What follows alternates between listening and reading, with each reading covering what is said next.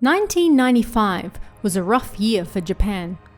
On January 17, 1995, the Great Hanshin earthquake shook the country and killed more than 6,000 people.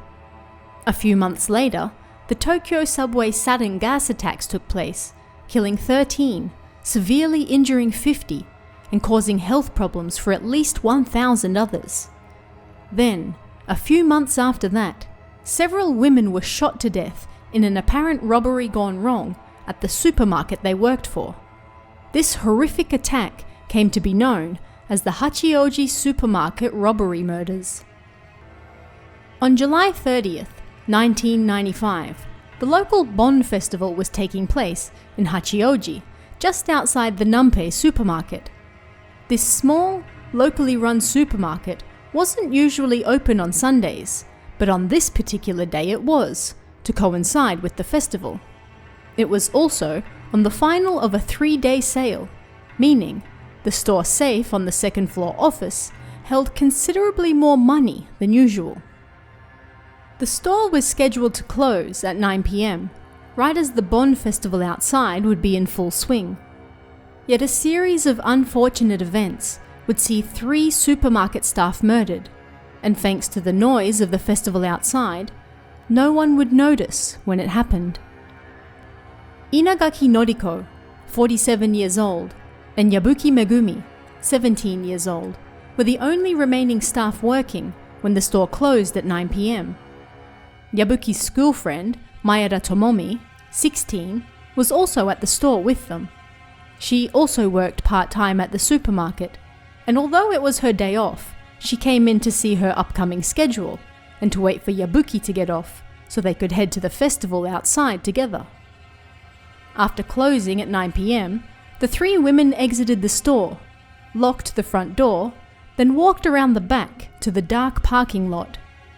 Here, a set of stairs led to the office and changing room upstairs, which also held the safe that Inagaki was tasked with putting the day's earnings into. She was one of the few supermarket employees who knew the code, and the usual procedure saw her putting the day's earnings in at the end of the night, and then the boss showing up in the morning to collect them. The safe was locked both with a code and a key, which she was in possession of. Inagaki's male friend received a call from her at 9:15 p.m, right after the drum performance outside had ended. They had a dinner date, so he drove the short distance over to pick her up. Yet he waited and waited, and she didn't come downstairs. The lights were still on in the office, but he didn't want to enter the room because it also doubled as a changing room for the female staff. He walked to the restaurant they planned to have dinner at, told the female owner what was going on, and she went back to check with him. Inside, they found the dead bodies of Inagaki, Yabuki, and Maeda. All 3 had been shot to death. Police investigations tracked several suspicious men hanging around the supermarket on the day of the Bon Festival. The supermarket did have security cameras, but they weren't the type that recorded footage. They could only be watched by someone in the room at that time, so they were of no help. By interviewing various witnesses and shoppers, they were able to put together a rough timeline of what went down.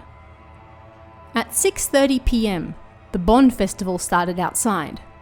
Thousands of people swarmed to watch singing, dancing, and drum performances. If someone wished to carry out a crime unnoticed, this was the perfect night to do it. At 6:50 p.m, Maeda arrived at the supermarket to check her upcoming shifts. Customers overheard her talking with Yabuki about how she would wait until her shift was over so they could attend the festival together.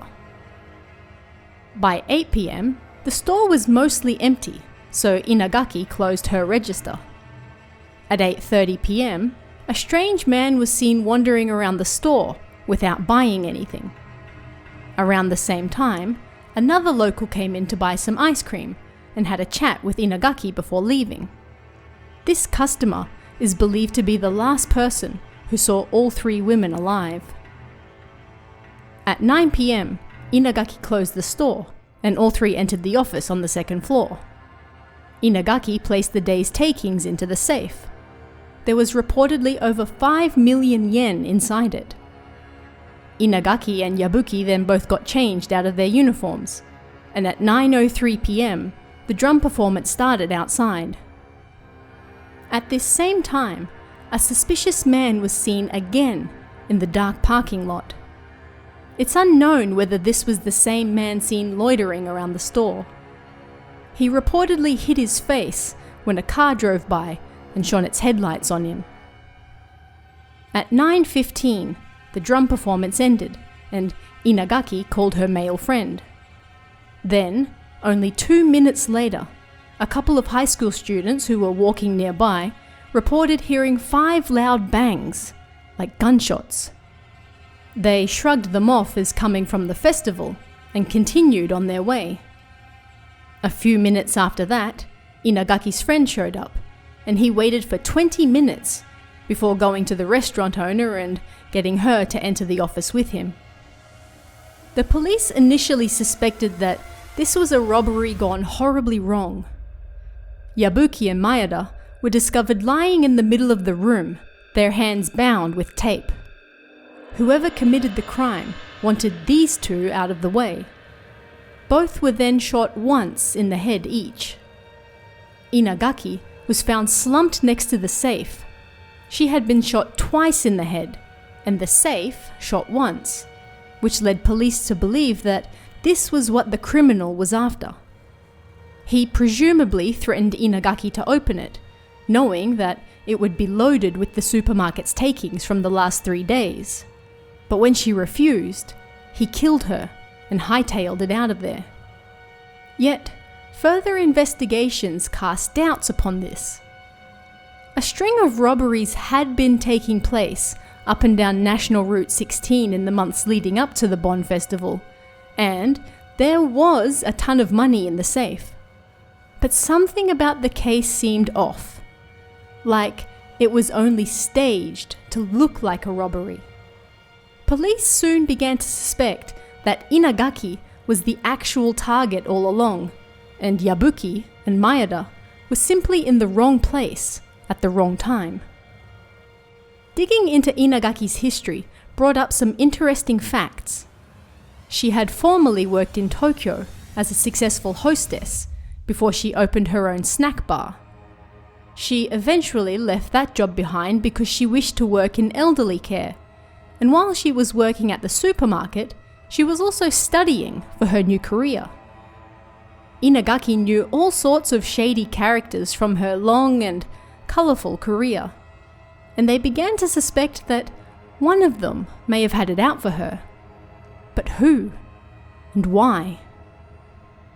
Police pursued numerous suspects over the years, arresting many, but ultimately never being able to pin the crime on any of them. One man was harassed by police for decades because he was a close acquaintance of Inagaki's, and they found photos of him shooting at a gun range in Hawaii. Gun crimes were rare in Japan at the time, almost exclusively the work of Yakuza, so the police latched onto the only thing they could. They were never able to pin it on the man, and he even had an airtight alibi for the time of the murders, having dinner elsewhere at the time with friends. But police needed to solve this case bad, and they were relentless in their pursuit of him. Matters became even more confused when a Japanese Yakuza member arrested in China claimed to have knowledge of the Hachiouji murders. He claimed it was a Chinese citizen living in Canada who had killed them. It took police 10 years to finally extradite the man on forged passport charges, but when they questioned him about the murders, he clammed up and never said a word. He fit the bill. He was skilled with guns, and he had formerly worked at an iron works in Japan. Iron powder was found in the criminal's footsteps in the office. Yet, with no confession and no hard evidence tying him to the crime, police were unable to do anything. He served his time in Japanese prison and was then deported back to Canada. Police matched a partial fingerprint found on the tape bounding Yabuki and Maeda to a man in his 60s from Tama, a city close to Hachiouji. Yet, the prints were only partial, and his DNA didn't match up with that found at the scene either. Plus, he was already dead, so even if he had been involved, there was little the police could do. Many criticised the police over the flimsy evidence connecting this man to the crime, however, and being that he was already dead, the police quietly moved on. To this day, nobody knows who killed the 3 women from Nanpei Supermarket in Hachiouji. The case is still open, and although the supermarket was knocked down, you can still find a billboard erected in the now parking lot, asking anyone for details that might help solve this crime 25 years later. I definitely recommend checking out Kaihan Volume 1 for more of the finer details of this case, because it's massive and the investigation has been open and unsolved for decades now. But what do you guys think really happened? Let me know in the comments below, and I'll see you again next time. Thousands of people go missing in Japan each and every year. Many are found safe and well within the first few days. Others are sadly found deceased. But many more are simply never seen again. These cases are so numerous that most don't make the news. Few outside immediate family and friends ever hear of them. Arashi Mayumi would have been another such case, except for one small detail. Her family appeared on television asking for help, but it wasn't that simple act that caught people's attention. It was a note behind her father's head during the program. A note stuck to the family's bookcase that said, "Don't believe Yoko's story." Who was Yoko? And what was going on? Let's go back to the beginning. In late 1993, housewife Arashi Mayumi gave birth to her first child. Complications in the birth saw her move back in with her parents, so she could take the time to heal, and her parents could help with their newborn grandchild. A year later, on September 2nd, 1994, Mayumi told her older sister that she was going out to see an old classmate for a while, leaving her now 1-year-old daughter in the house with her. Yet, Mayumi didn't return that night. In fact, she was never seen again. Mayumi's disappearance became one of countless missing person cases in Japan. There was so little information about the case that it never made the news. People go missing all the time. The news can't report on all of them.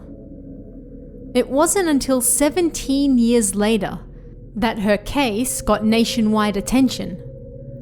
One small, bizarre act took this little-known disappearance into one of the most talked-about mysteries at the time. On October 13th, 2011, Mayumi's family appeared on the television program Super J Channel, Tsuiseki Shinjutsu no Yukue, to talk about her disappearance. As Mayumi's father spoke about the details of his daughter's disappearance, eagle-eyed viewers noticed something strange on the bookshelf behind him. It was a note, which read in large letters, "Don't believe Yoko's story." The framing of Mayumi's father and the note suggested that the staff were well aware of the note's presence, yet neither the staff nor her father mentioned it. It was simply there in the background for the duration of the entire interview. Don't believe Yoko's story. Who was Yoko, and why shouldn't people believe her? Why post it on a note stuck to a bookcase and never speak of it directly? In fact, Mayumi's family never spoke of the note at all, even after it caused a sensation nationwide. What exactly did the note mean? What was going on? While the program was still on the air, viewers took to the Nichan bulletin boards to talk about the mysterious note. For those who hadn't been paying close attention to the show and had no idea who this Yoko was supposed to be, Yoko turned out to be Mayumi's older sister.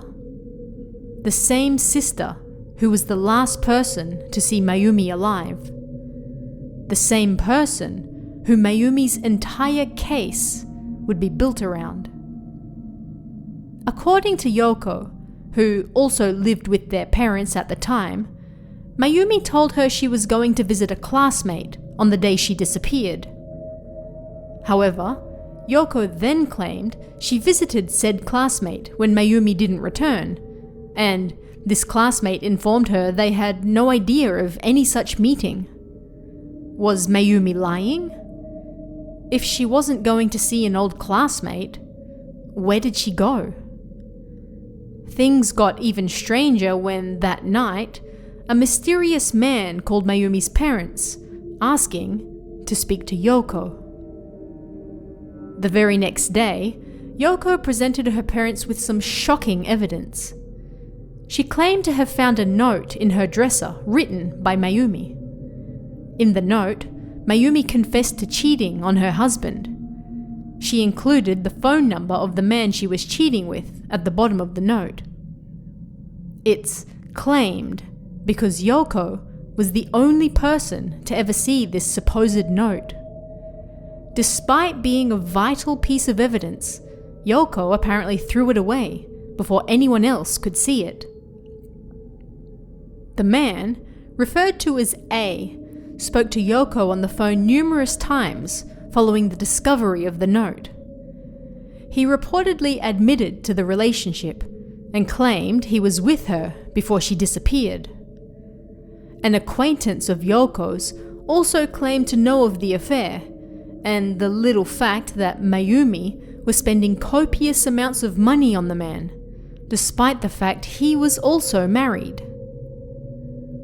A picture of infidelity and regret was being painted, but it all stemmed from Yoko's testimony. Things didn't add up. Why would Mayumi write down the phone number of the man she was supposedly cheating with? It doesn't make sense. But if you switch the angle and look at it from Yoko's point of view, suddenly the pieces fall into place. Mayumi wouldn't have any reason to leave a phone number, but Yoko having the number would give her a legitimate reason to converse with this man. She needed a way to be in contact with this man while living under her parents' roof. That number, written on a note that nobody else ever saw, was the perfect excuse for her knowing it. Why would she need to know it? Again, it makes perfect sense if Yoko had something to do with her sister's disappearance, and this man was a co-conspirator. Don't believe Yoko's story. At this point, things get complicated. Shortly after her conversations with A, the married man her sister was supposedly cheating with, Yoko hired a private investigator to tail him. The investigator followed him for 6 months before spotting him one night walking on a hiking trail in the mountains with 2 bottles of juice. The man was alone. Was he, perhaps, taking the extra drink to someone hidden from public view? Perhaps Mayumi? Thinking they'd finally caught the man in the act, the police were called in and searched the area, but they found nothing. It's been suggested over the years that A knew perfectly well he was being followed, and may have entered the mountain trail with 2 very visible drinks on purpose. He wanted the investigator to see him. He wanted them to search the area. He knew they would find nothing.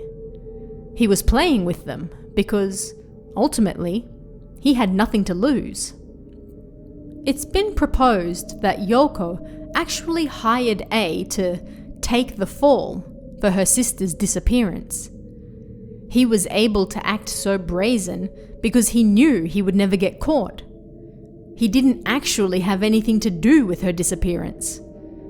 But if Yoko did, then hiring an investigator to follow the man her sister was supposedly cheating with, information that came from a note only Yoko had seen, then it would be a great way to get police off her own tail. Think about it. Mayumi disappears. Her sister Yoko is the last person to ever see her. The sister's parents receive a strange phone call from a man asking for Yoko.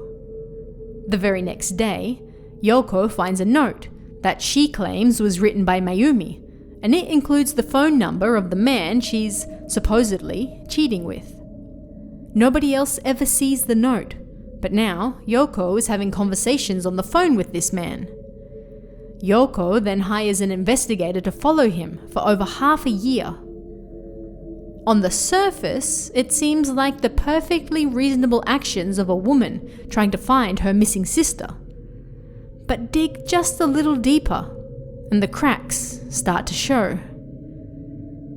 Yoko was reportedly jealous of the relationship Mayumi had with their parents. Mayumi, the youngest, was doted upon, and this only increased with the birth of her daughter, their parents' first grandchild. But was that alone really enough to make her sister disappear?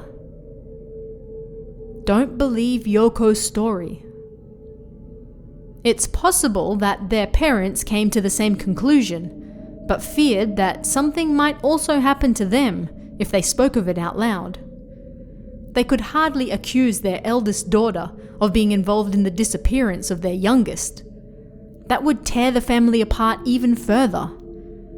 But that simple note, placed visibly yet inconspicuously in the scene as the father spoke, should have been enough to make people take an interest in the case, to look further into it. And they did. People are still talking about it to this day. Matters took an even stranger turn when, 2 years later, Yoko herself went missing. And with that, both cases instantly dried up. No information was ever released to the public about Yoko's disappearance, and Mayumi was later removed from an online missing persons database as well. Was she or her remains found? What happened to Yoko after the public began to suspect her in her own sister's disappearance? The Arashi family lost both their daughters in mysterious circumstances, and on top of that, it seemed likely that one of them was involved in the disappearance of the other. We may never truly know what happened to the Arashi sisters, but there's no denying that that one small note kicked off an internet frenzy that people still talk about to this day.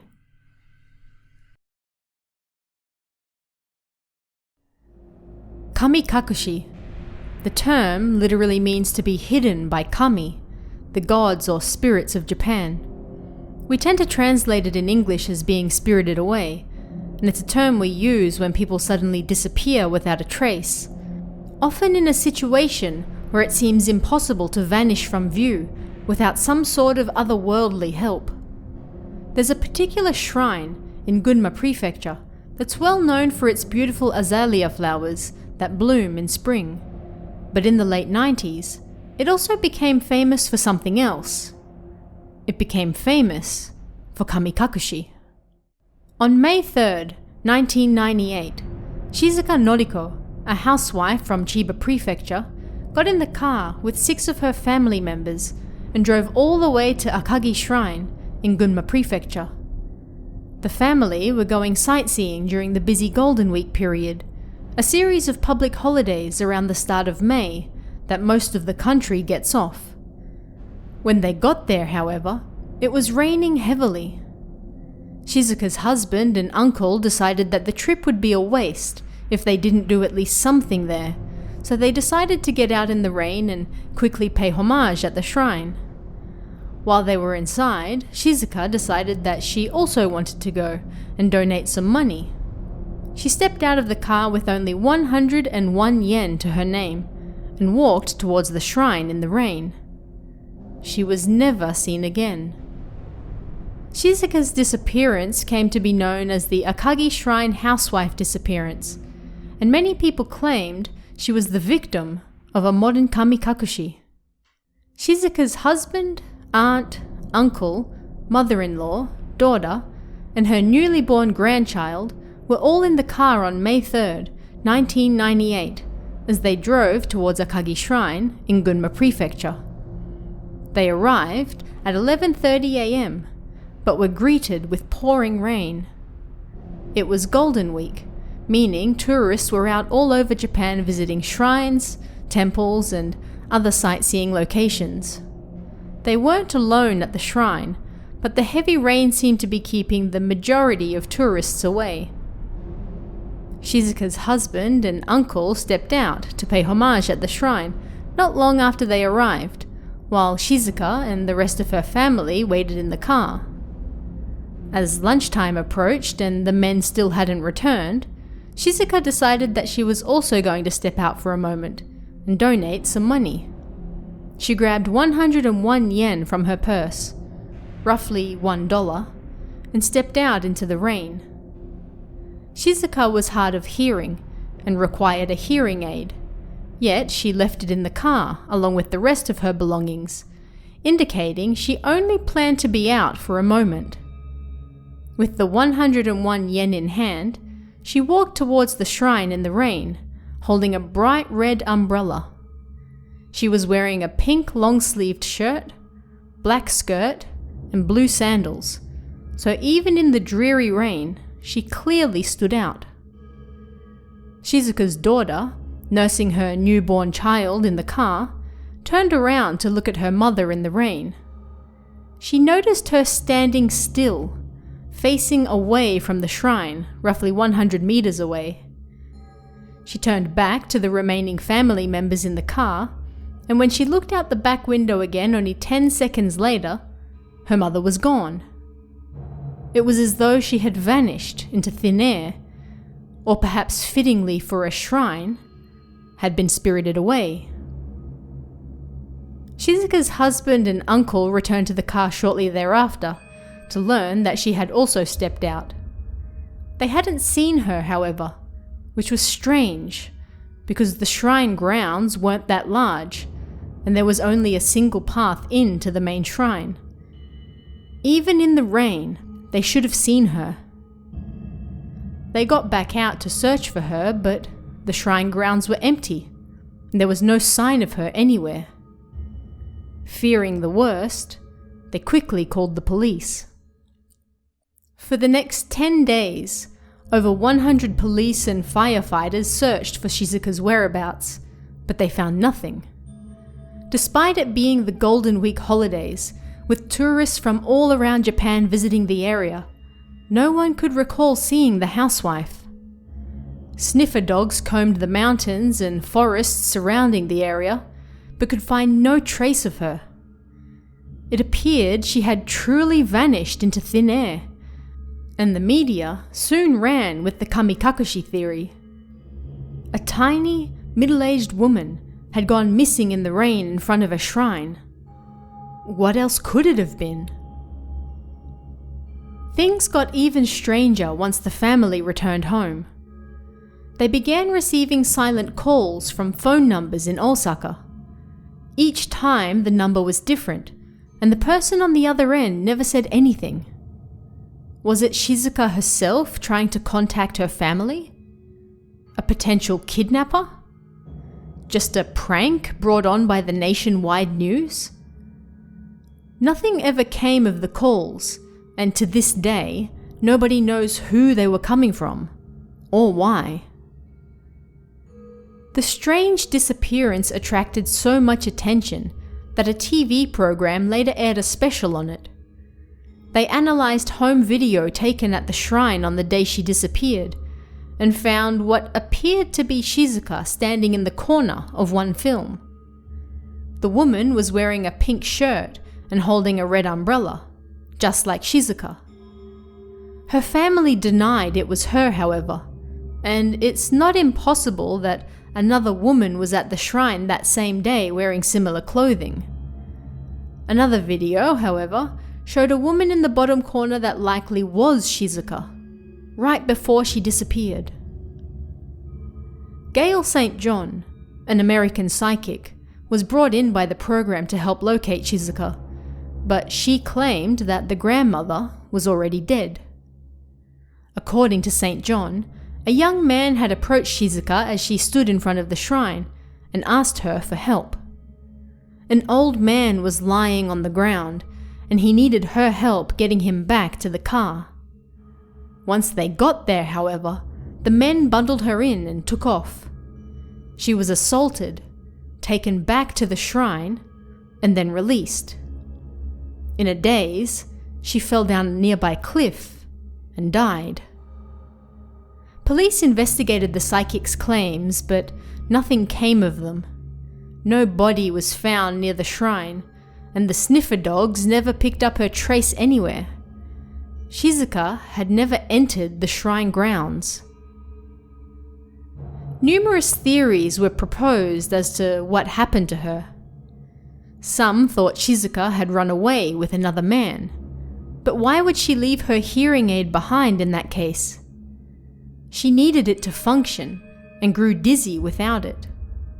And why would she bring her entire family along if she planned to run away? Another theory suggested that Shizuka was involved in an accident. Perhaps she got lost in the woods surrounding the shrine, or slipped in the rain and fell down a cliff, like the psychic had suggested. But again, police thoroughly searched the area on foot and with sniffer dogs, and found nothing. The most popular theory is that Shizuka was kidnapped. Perhaps not by kami, but by people. Even if this were the case, it still begs the question of why? Shizuka was a tiny, middle-aged grandmother with only 101 yen on her at the time of her disappearance. What did her kidnappers hope to gain?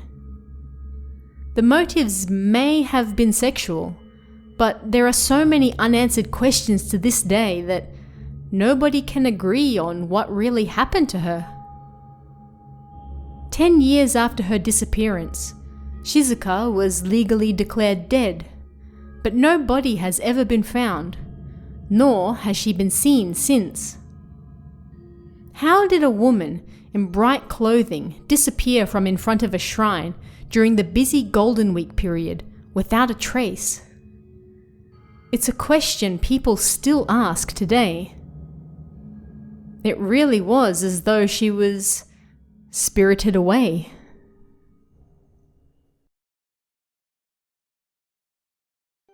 In 2009, Pixar Animation Studios released the film Up.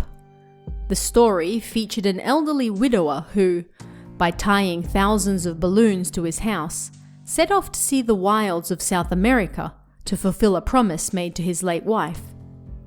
The image of a man floating in a house held up by balloons may have seemed amusing and unbelievable to the West, but to Japanese audiences, it no doubt reminded them of a real-life incident that took place in Japan less than 2 decades earlier. That incident was known as the Balloon Man Incident. Born in 1940, Suzuki Yoshikazu graduated from the National College of Music in Tokyo before starting work at Yamaha as a piano tuner.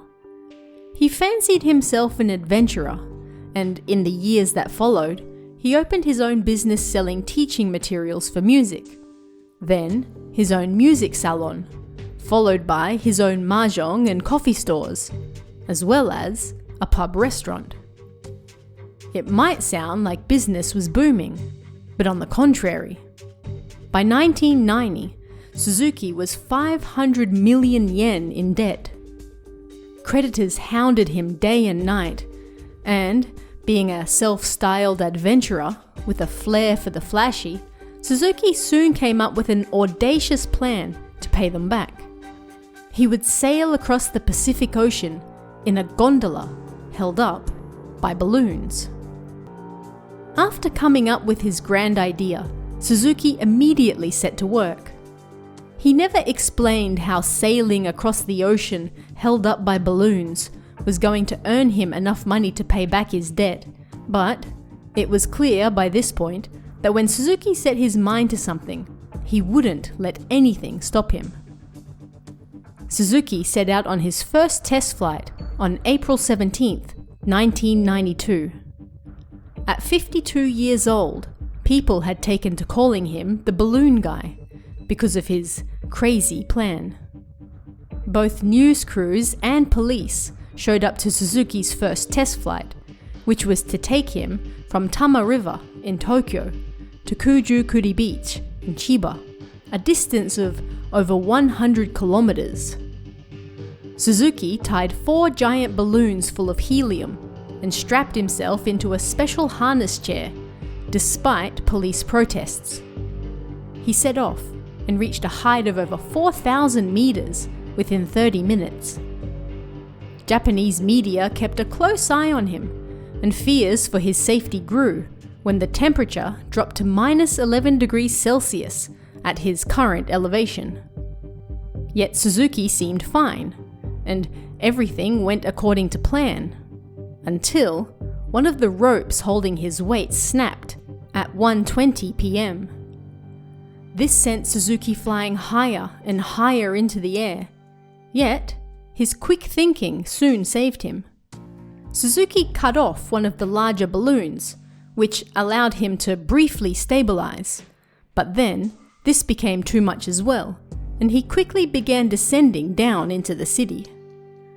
Suzuki crash-landed on a rooftop in Ota Ward, only 24 kilometers from where he'd first taken off. He walked it off with a sprained wrist, and although he hadn't reached his goal of Kujukuri Beach, he considered the test flight a success. He began plans for another flight. The flight that would change his life, and that of those around him, forever. Despite police reprimands, Suzuki fully intended to keep going with his plans, and announced that his next flight wouldn't be anywhere in Japan, but all the way to Hawaii. On November 23rd that same year, he prepared a special gondola for the trip, which he named Fantasy Go. He commissioned a master basket maker in Edogawa, Tokyo, to create the gondola specially for his trip. It was made of Japanese cypress, making it highly buoyant in case of emergency, and it measured 2 meters wide and long and 1 meter high. To it, he attached 6 large vinyl balloons and 20 smaller balloons. Compared to the 4 from his first flight, this was a considerable upgrade. Inside the gondola, Suzuki prepared a week's worth of food, flying instruments, maps, clothing, and weights made of Japanese shochu. His plan was to slowly drop these weights as he sailed over the ocean to maintain his height as the helium depleted from the balloons. In theory, his plan sounded solid, if crazy, but in reality, things were about to go terribly, terribly wrong. Suzuki was joined by university professor Miwa Shigeo, 7 of his students, various reporters from the media, and the police once again.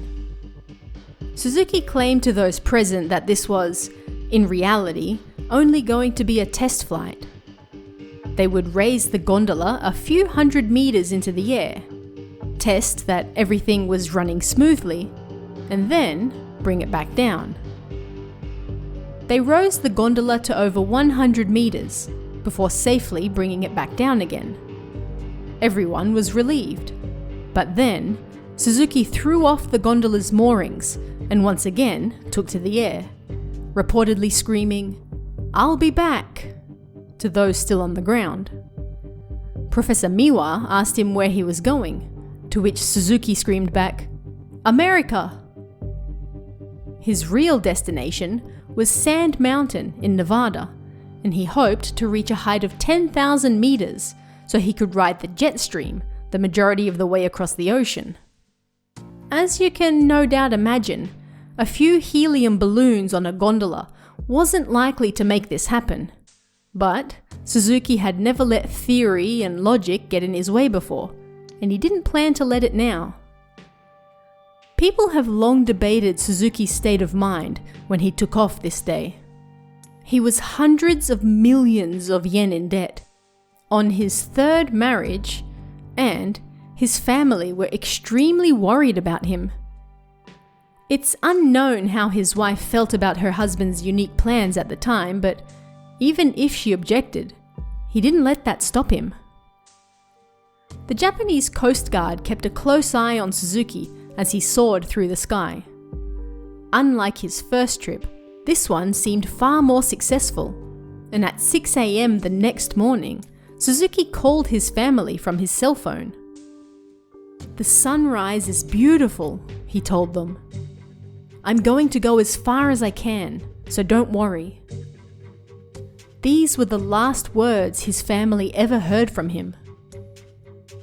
On November 25th, 2 days after he set out, Suzuki sent out an SOS call.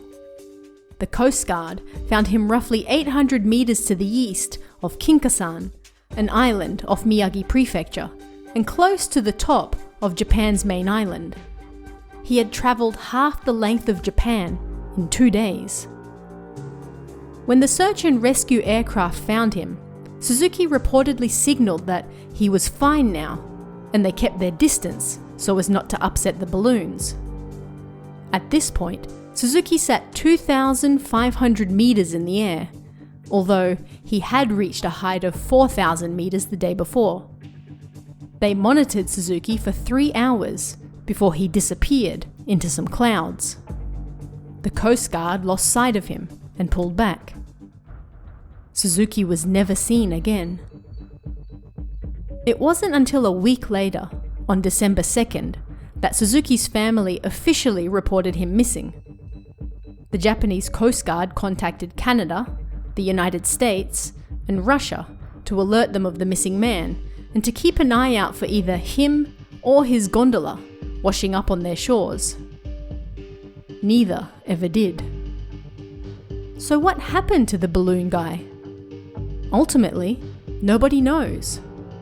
Neither he nor his gondola were ever found, although it's likely that he crashed into the Pacific Ocean at some point, and the vast waters swallowed all evidence of the crash.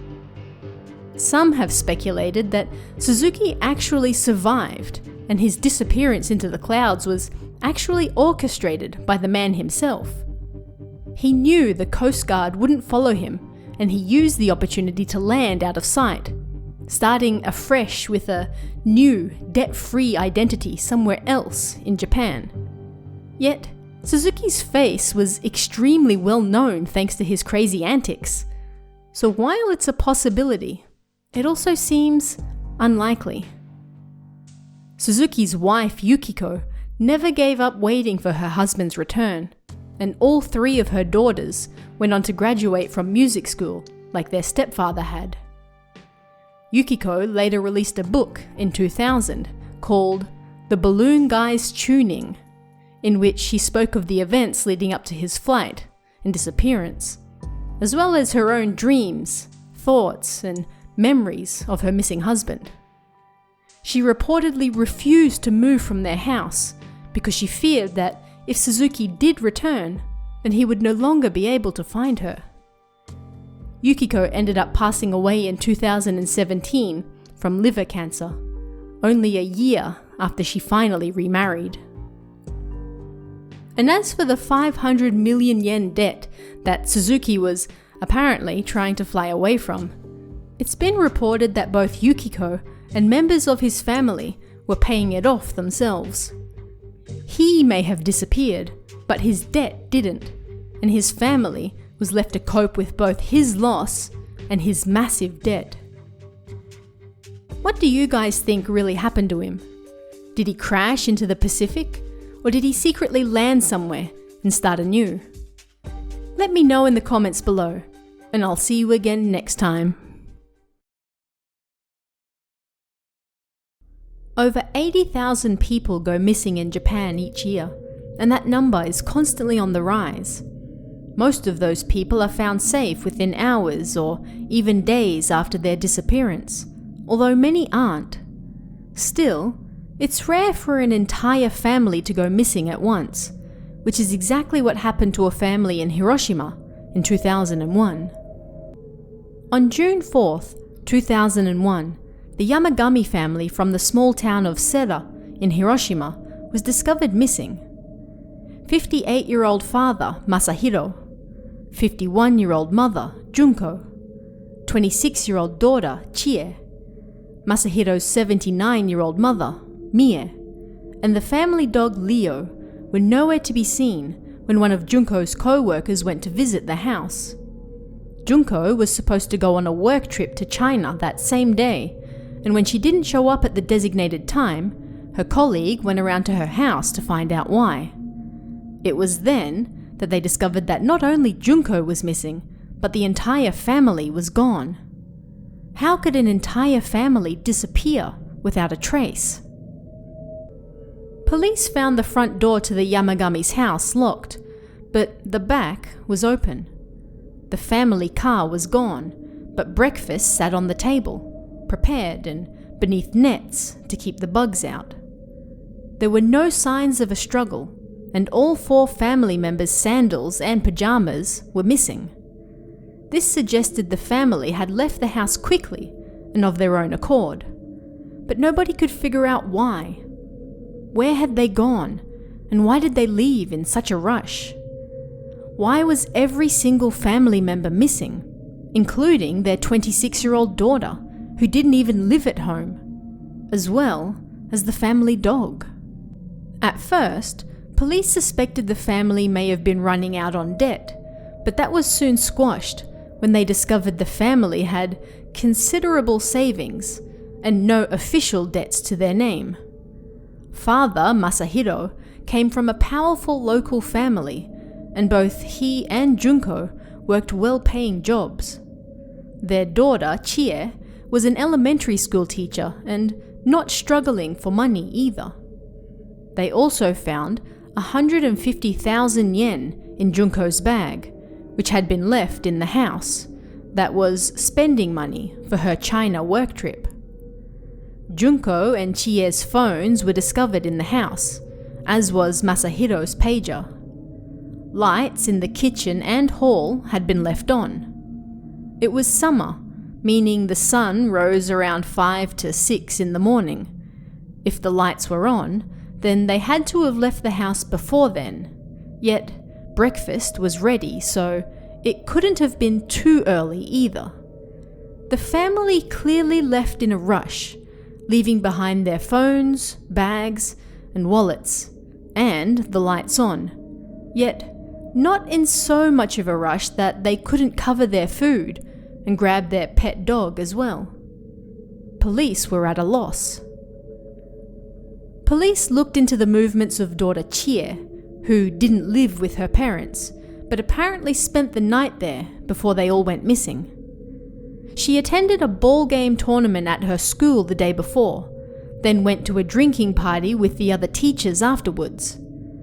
A fellow teacher dropped her off at home and reportedly overheard Chie on the phone with her mother, telling her that she'd left some makeup at her parents' house and would be there soon to pick it up. This colleague dropped Chie off at her apartment sometime after 9:30 p.m. and was the last person to officially see her alive. Neighbors to the Yamagamis reported hearing a car door slam shortly before 11 p.m. It's believed this may have been Chie arriving at her parents' house. However, when the newspaper delivery man dropped off the paper the next morning, at 4 a.m., the family car was already gone. This meant that the entire family left between 11 p.m. and 4 a.m. Considering the state of the house, it's likely they disappeared closer to 4 a.m. than any earlier. But why? The Yamagamis were a powerful family with much influence in the town of Sera. They were an old family who had long held power in the area and although the times had moved on, people still highly respected them, and they were well off. Making this family disappearance all the more strange was a popular legend told about the nearby mountain that the Yamagami family owned. In fact, the characters used in the Yamagami name translate to mountaintop. This mountain, Taisho Kamiyama, was famous for a story of kamikakushi. It was said that during the Edo period, a servant by the name of Onatsu worked for a wealthy family who governed the area. One day, she visited the mountain to cut some grass, but didn't return. The entire village set out to find her, but she was gone, vanished into thin air. Now, a few hundred years later, the family that still owned that mountain had apparently disappeared themselves without a trace. No matter where police looked, they were unable to find any reason for the entire family to go missing, and no evidence suggesting where they may have gone. However, on September 7th, 2002, over a year after the family had disappeared, one question was finally answered. The family's car was discovered in Kyomaru Dam, a short distance from the family's home in Sera. All 4 family members and the pet dog were inside. The Yamagami family were dead, having crashed into the dam presumably the same day they disappeared from the house. They were only found because the lack of rain had caused the water levels in the dam to drop, which led to a passerby spotting the car. The key was still in the ignition, and police found no other signs of injury, leading them to suspect that the father had driven into the dam on purpose. The case was ruled a family suicide and closed, just like that. While the case may have been closed, many people still wanted to know one thing: why? The question of where the family had gone was answered, but the biggest question still remained. Why did they leave the house so early that morning? And why were they found dead in a dam over a year later? Nobody knows for sure what really happened, and considering the case is closed, we're unlikely to ever get an official explanation. People went digging, however, and found some interesting stories behind why the family might have left so early and abruptly that day. The most popular theory is a tale of revenge. It's possible that Masahiro believed his beloved wife Junko was cheating on him with a co-worker, and, in a rage, decided to kill her. The term used by police for the crime was murishinju, which translates roughly to forced double suicide. It's a term often used in murder-suicides, and digging into the history of the couple revealed that they met when they were both young. Junko was working as a nurse, and Masahiro wanted to marry her right away, but his family opposed it. He was the heir to the family name, and Junko was a mere commoner. So instead, he ran off with her and got married anyway, not returning until 10 years later, when Junko had already given birth to their daughter, Chie. Masahiro was deeply in love with his wife and had long proven himself impulsive. But even if we assume he was willing to go that far, why take his mother, daughter, and pet with them? Masahiro's mother was old, and she lived with them. If we assume the plan was to kill his wife and then himself, she would have been left all alone and likely unable to fend for herself. Plus, she would have had to suffer the shame of people whispering about her son being a murderer. It's thought he may have taken her along to spare her that. But what about Chie? She was young and a successful teacher, and her career was only just beginning. Here's where things get even more strange. 2 years before the family went missing, the teachers' union in East Hiroshima had been in the news for forcing a high school principal to commit suicide. He wasn't the only one, and the union was embroiled in all sorts of scandals that basically amounted to them forcing teachers to take their own lives for perceived wrongs. It's said that Chie was in a relationship at the time with another teacher, who was already engaged to somebody else. The teachers' union was unhappy with the bad press this would bring and, according to the rumors, had warned Masahiro that if his daughter didn't end the relationship, they would ensure that she never worked again.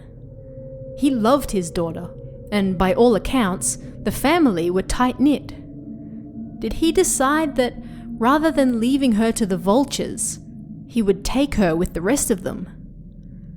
This is believed to be the same reason he took the pet dog as well. All of this remains speculation, and after the police discovered the family's car in the dam, they closed the case. We may never know what truly happened, or why, but their disappearance remains one of the more bizarre cases in recent years. What do you think really happened? Let me know in the comments below, and I'll see you again next time. Strap yourselves in because this one is about to get weird. On February 28th, 1989, an elementary school teacher from Mijakoji in Fukushima returned home from school. She walked into the toilet, looked down, and saw what looked like a shoe sitting at the bottom. This was an old-fashioned Japanese-style squat toilet, where the pipe, a U-shape with one end leading to the toilet and the other leading to outside, had to be regularly cleaned out. Confused, the teacher went outside to check the pipe from the other side, and was met with a grisly, horrifying discovery.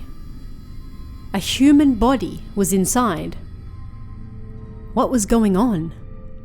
The body in the toilet pipe, or as the case is more commonly known, the mysterious toilet death, is an incident that has fascinated the Japanese public for decades. Technically, and officially, the crime has been solved, but there are few who agree with the ruling, and even less that actually believe it. How did a body end up in a teacher's toilet pipe? It's one of those cases where the more details were uncovered, the stranger it got. Who was the body in the pipe? And what were they doing there? The teacher, referred to only as A in the media, rushed over to a nearby police officer's home to inform him of her grisly and shocking discovery. The officer called the fire department and other law enforcement officers, and they returned to the scene to retrieve the body. Only, there was one problem. They couldn't. The body was jammed in so tightly that in the end, the fire department had to dig the pipe out of the ground and then cut through the sides to remove the body. It was revealed to be of local man S, his name never fully revealed. S was a 26-year-old from the same village who lived with his parents. He was squished inside the pipe in the fetal position, half naked and clutching his jacket against his chest. He had been dead for 2 days, the cause of death being lack of circulation in the chest area, in addition to the freezing cold. His shoe was on his head, which was what the teacher saw from inside, and his other shoe was eventually found on a bank nearby. But what everyone wanted to know was how he got in there, and why. S was well known around town. He worked as senior operations staff of maintenance at the nearby nuclear power plant, and was also a senior manager of the local youth recreation club. He was also a prominent campaigner for the upcoming local election, taking part in speeches all around town. So, how did he end up dead in a toilet pipe? Perhaps surprisingly, the police quickly closed the case. In their opinion, S had gotten himself stuck inside the pipe while trying to peep on A in her house. Despite the numerous questions and riddles surrounding the case, They chalked it up to an unfortunate accident by a pervert. Of course, very few people have accepted this ruling, and for good reason. The first is that it would have been impossible for S to squeeze into the toilet pipe by himself. Even if we set aside the strangeness of this healthy young man deciding that squeezing into a toilet pipe to peep on a woman was his best option, which, remember, was an old-fashioned toilet that collected human waste at the bottom and needed to be cleaned frequently, the size and construction of the pipe made it impossible for him to get in there alone in the position they found him in. The pipe was a U-shape, not with soft, curving pipes, but hard, vertical connections. It measured 107 centimeters long vertically and 125 centimeters long horizontally. So basically, a meter high and just over a meter long. The section of pipe in the middle was only 50 centimeters high, and it was here that his body was found, his knees tucked up tight against his naked chest, where he held his jacket. He was found in February in cold Fukushima prefecture with no shirt and no shoes on. In fact, one shoe was on his head, meaning that it had to have been tossed in first, and then S went in after it. The entrance to the outside was only 36 centimeters wide, meaning his entire body had to be shoved into a space as wide as a basic ruler. On top of that, he was discovered face up in the pipe, meaning that he didn't go in face first, looking at the ground, but rather on his back, looking at the sky. If we believe the police's version of events that he got stuck in there himself, he basically slithered into a 30 centimeter gap backwards, squeezed through the tiny gap at the bottom to reach the horizontal section of pipe, and then somehow got stuck with his legs pressed against his chest. He was packed so tightly that the only way to free him was to cut the pipe in half. The only thing that made any sense in a case that made very little was that he didn't enter the pipe alone. Someone put him in there. S was murdered. It turned out that S and A actually knew each other. A was having problems with prank calls, and S was an acquaintance of her boyfriend. A's boyfriend and S were working together to track down the caller, and they even took recordings of the calls to the police, but they did nothing. S had reportedly discovered who the prank caller was shortly before his death. Did this person, realizing that they were about to be uncovered, kill him and then hide his body in A's toilet pipe, perhaps in a fit of rage? Others suspected political rivals. S campaigned heavily for a local politician in the upcoming elections, but he suddenly and very abruptly left. Rumor had it that he was suspicious of the source of numerous campaign donations. When he confronted the people involved about it, he didn't like their answers, so he left. Was his death an act of political revenge, stuffed into a toilet pipe in the ultimate act of degradation? Even more outlandish rumors suggested that A herself was involved. They claimed A was a former delinquent and was still in contact with the younger gang members around town.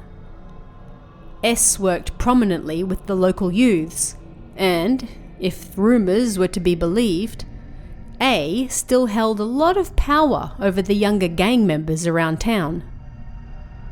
Was she somehow connected to the political campaign S abandoned because of shady donations? At the end of the day, these were all rumors, but persistent ones at that. After all, S had been dead in her toilet pipe for 2 days. Police found no wounds on his body, and he was alive when he went in. How had A been using her toilet for 2 days and not heard anything, nor see him? It was a little strange that she only noticed him several days later, when he was well and truly dead. Officially, S died because he crawled into a toilet pipe to peep on A. The evidence simply doesn't add up, and numerous officers involved in the case also transferred shortly after it was closed. A also reportedly quit her job and moved away not long after. We'll likely never know what really happened to this young man, but his incredibly strange and perplexing death is still discussed to this day. What do you think happened to him? How did he get stuck in that toilet pipe? And more importantly, why? Let me know in the comments below, and I'll see you again next time.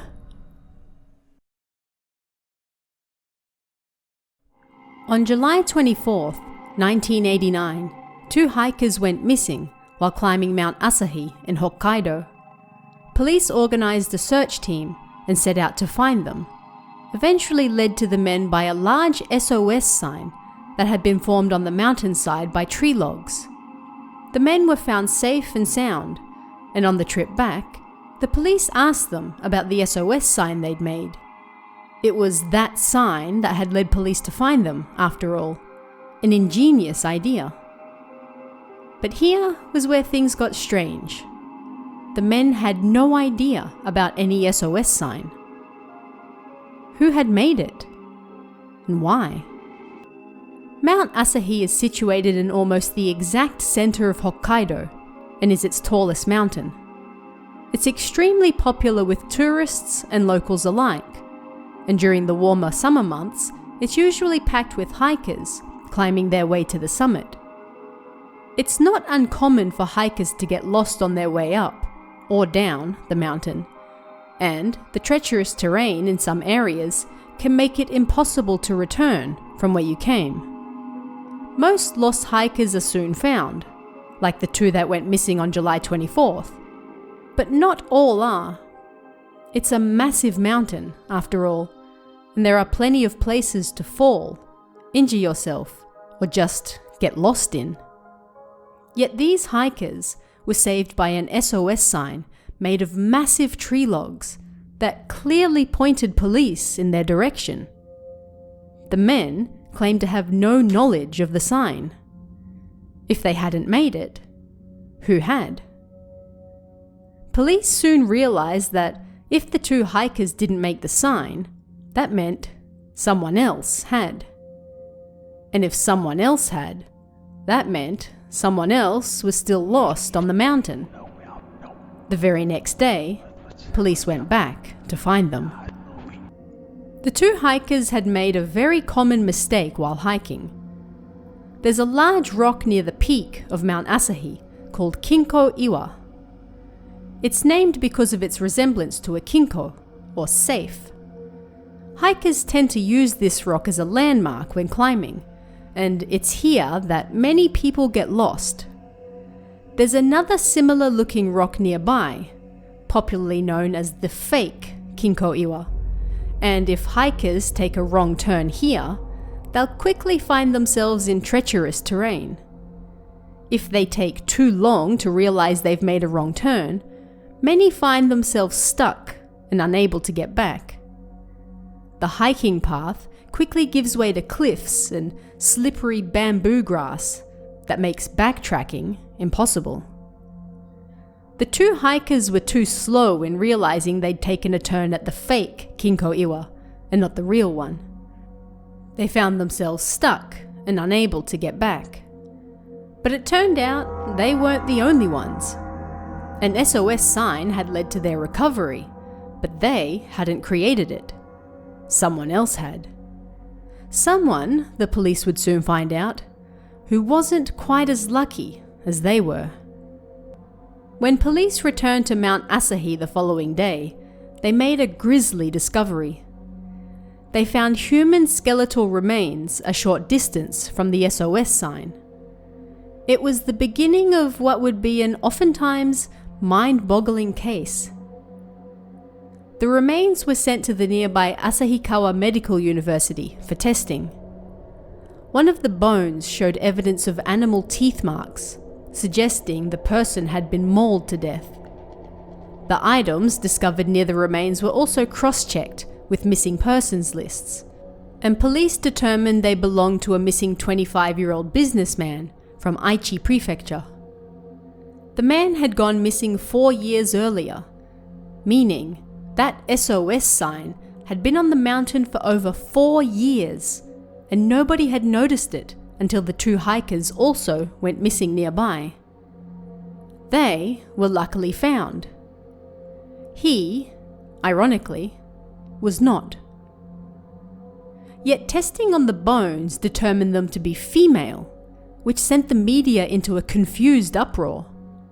The items belonged to a 25-year-old businessman, yet the bones were apparently that of a woman. Mysteries surrounding the case continued to grow.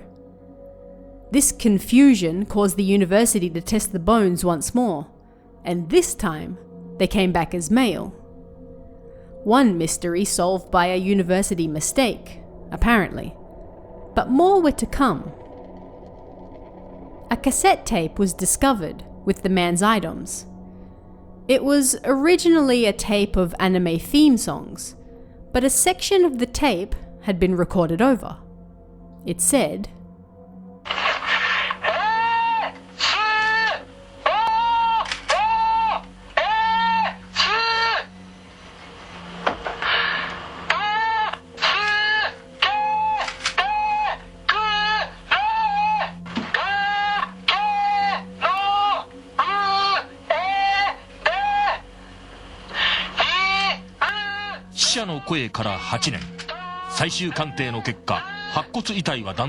The recording lasts 2 minutes and 17 seconds and appears to pose more questions than answers. The man initially mentions that he's stuck on a cliff and can't move. The man's bones were found in an open area with no cliffs nearby. He then mentions, "I'm at the spot where I first saw the helicopter." Had a helicopter previously set out to find him? Had one passed overhead and missed him entirely? We can only assume that if one had, then he hadn't created the SOS sign at that point, because the sign measured 3 meters in height and 5 meters in length. It was extremely visible in the air. It's also unknown why the man screamed each syllable so loudly, clearly, and with a distinct pause between each sound. Some have suggested the man made the tape to use when his voice gave out, but it was a 1980s cassette player. The volume would barely reach a few meters away, let alone a noisy helicopter high in the sky.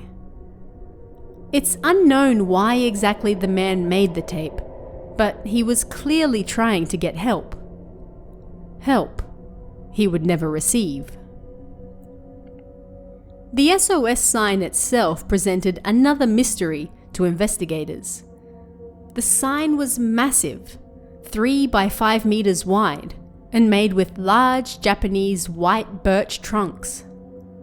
Gathering and then moving this many trunks into place would have been a massive undertaking, requiring a great deal of both strength and energy. It's unknown to this day how he was able to pull it off, and why, if he had that much energy and strength left, he remained in that spot and didn't try to find other ways back to the mountain trail. Perhaps he did, but his body being found nearby seems to suggest he didn't stray far from the area. Again, there were no cliffs nearby, despite what he recorded on the tape. Police eventually cleared the trunks away, But it's astounding that they apparently lasted for 4 years without a single person ever spotting them from the sky. It's astounding that it took 2 completely unrelated hikers wandering off the trail over 4 years later for the sign to be found. A sign that led to their location, and a sign that they had no idea about. A sign created by a missing man who died alone on the mountainside, leaving behind a mysterious recording that made little sense and conflicted with the remaining evidence. A man who got lost, tried to seek help, and instead ended up helping 2 lost strangers 4 years after his own death. An extremely lucky coincidence for them, but a tragic ending for him. We may never know what truly happened to the man who got lost on Mount Asahi and created a massive SOS sign on its side, but his actions saved 2 lives that are unlikely to forget him and his mysterious actions anytime soon. On March 6, 2001, 16-year-old Chida Asami called the bakery she worked at part-time to inform them that she would be in soon to take a coffee-making course. A brilliant student from the nearby Hokkaido Muroran Sakae High School, Chida had the day off thanks to entrance exams taking place at school that same day. It was Tuesday. Chida was in the apartment she shared with her parents and younger brother in Hakuchodai, roughly 7 kilometers from the bakery in Nakajima-cho. Chida normally worked at the branch store across the road from her apartment, but friends claimed that she wanted to work at the bakery's head branch, which was closer to school and thus more convenient for her to reach afterwards. She hoped that taking the coffee course at the head store would help her do that. Yet, this was also the last day that anyone would ever see her alive again. A female employee of the head bakery answered Chida's call at around 11:30 a.m. Chida explained that she would be at the store sometime around 1 p.m. and then asked if the owner was in. He wasn't at the time, but he would come in to see her. Chida then hung up and set out to reach the bakery. Her actions immediately following this call proved confusing, however, and to this day, still haven't been explained. There was a bus stop directly in front of Chida's apartment, yet rather than getting on the bus here, Chida walked all the way to a further stop and got on there instead. Being a day off, Chida was not in her school uniform, but rather dressed in jeans, a beige blazer, Burberry scarf, and green leather shoes. She looked like any other regular woman heading out for the day, meaning she blended into the crowd more easily than if she had been in school uniform. After stopping at a convenience store, Chida got on the bus at Hakuchodai Central at 12:25 p.m. Here, a friend saw her and Chida waved to her from the back of the bus. The bus was heading for Higashimachi Terminal, a bus stop outside Chida's high school. At 12:56 p.m, the bus stopped at Higashidori, the bus stop immediately next to the bakery. This had Chida right on time for her scheduled 1 p.m. arrival, and yet she didn't get off the bus. Chida eventually got off 3 stops later, sometime after 1 p.m. She entered the nearby Muroran Sati Mall and was seen on security cameras browsing makeup from 1:04 to 1:26 p.m. She showed no signs of being in a rush. On the contrary, she appeared relaxed and took her time looking through items and exploring the store. Chida's appointment at the bakery was 1 p.m.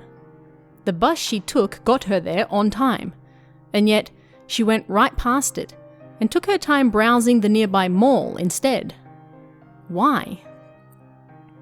After leaving the mall, Chida was spotted by 2 male classmates. They waved at her from across the road, and she waved back. Chida got back on the bus heading towards the bakery at 1:31 p.m, and it's believed she got off at Higashidori at the scheduled 1:41 p.m. stop. It's believed because nobody knows for certain. Her 2 classmates were the last people known to have seen her in public. At 1:42 p.m, immediately after Chida got off the bus, she received a call from her boyfriend on her PHS, a personal handyphone system. She informed him that she'd just arrived at Shimo, local slang for the downtown area that the bakery was in. It's important to note at this point that the bus stop was literally next door to the bakery, barely 10 meters from the shop's entrance. Her boyfriend called her again 4 minutes later, but this time Chida informed him, "I can't talk right now, so I'll call you back." This was the last anyone ever heard of her. The calls made to Chida's PHS confirmed that she was in the area at the time, although they could not pinpoint the exact location. The receiver box for the PHS when she got the calls sat above the bus stop, meaning she was within a 100-meter radius of it at the time. Yet, instead of entering the bakery, just a few short meters away, Chida seemingly disappeared off the face of the earth instead. So, what happened? Was Chida murdered? Abducted? How could her disappearance be reconciled with her strange behavior beforehand? Chida was a grade A student. Muroran Sakaya High School was one of the best in the area, often sending its students to top-class universities, and Chida was considered one of the best students there. She was pretty and popular, with numerous male admirers and apparently even a stalker. Chida had revealed to both her branch manager and head bakery owner that she was having troubles with an unwanted admirer, but because this was taking place mostly over text messages and phone calls, she herself wasn't hugely concerned by it. Yet the fact remained that Chida was popular. Very popular. When Chida's boyfriend tried calling her again, he was unable to get through to her PHS. According to the bakery owner, he went home at 1:30 p.m. after Chida hadn't shown up, claiming that he felt unwell. When Chida didn't arrive home that night, her parents grew worried and contacted the police. The police were slow to respond, however, and many have criticized them over the years for this fact, blaming them for botching the investigation and potentially letting the criminals slip through their fingers. In most missing person cases, the police use sniffer dogs in an attempt to locate the missing person.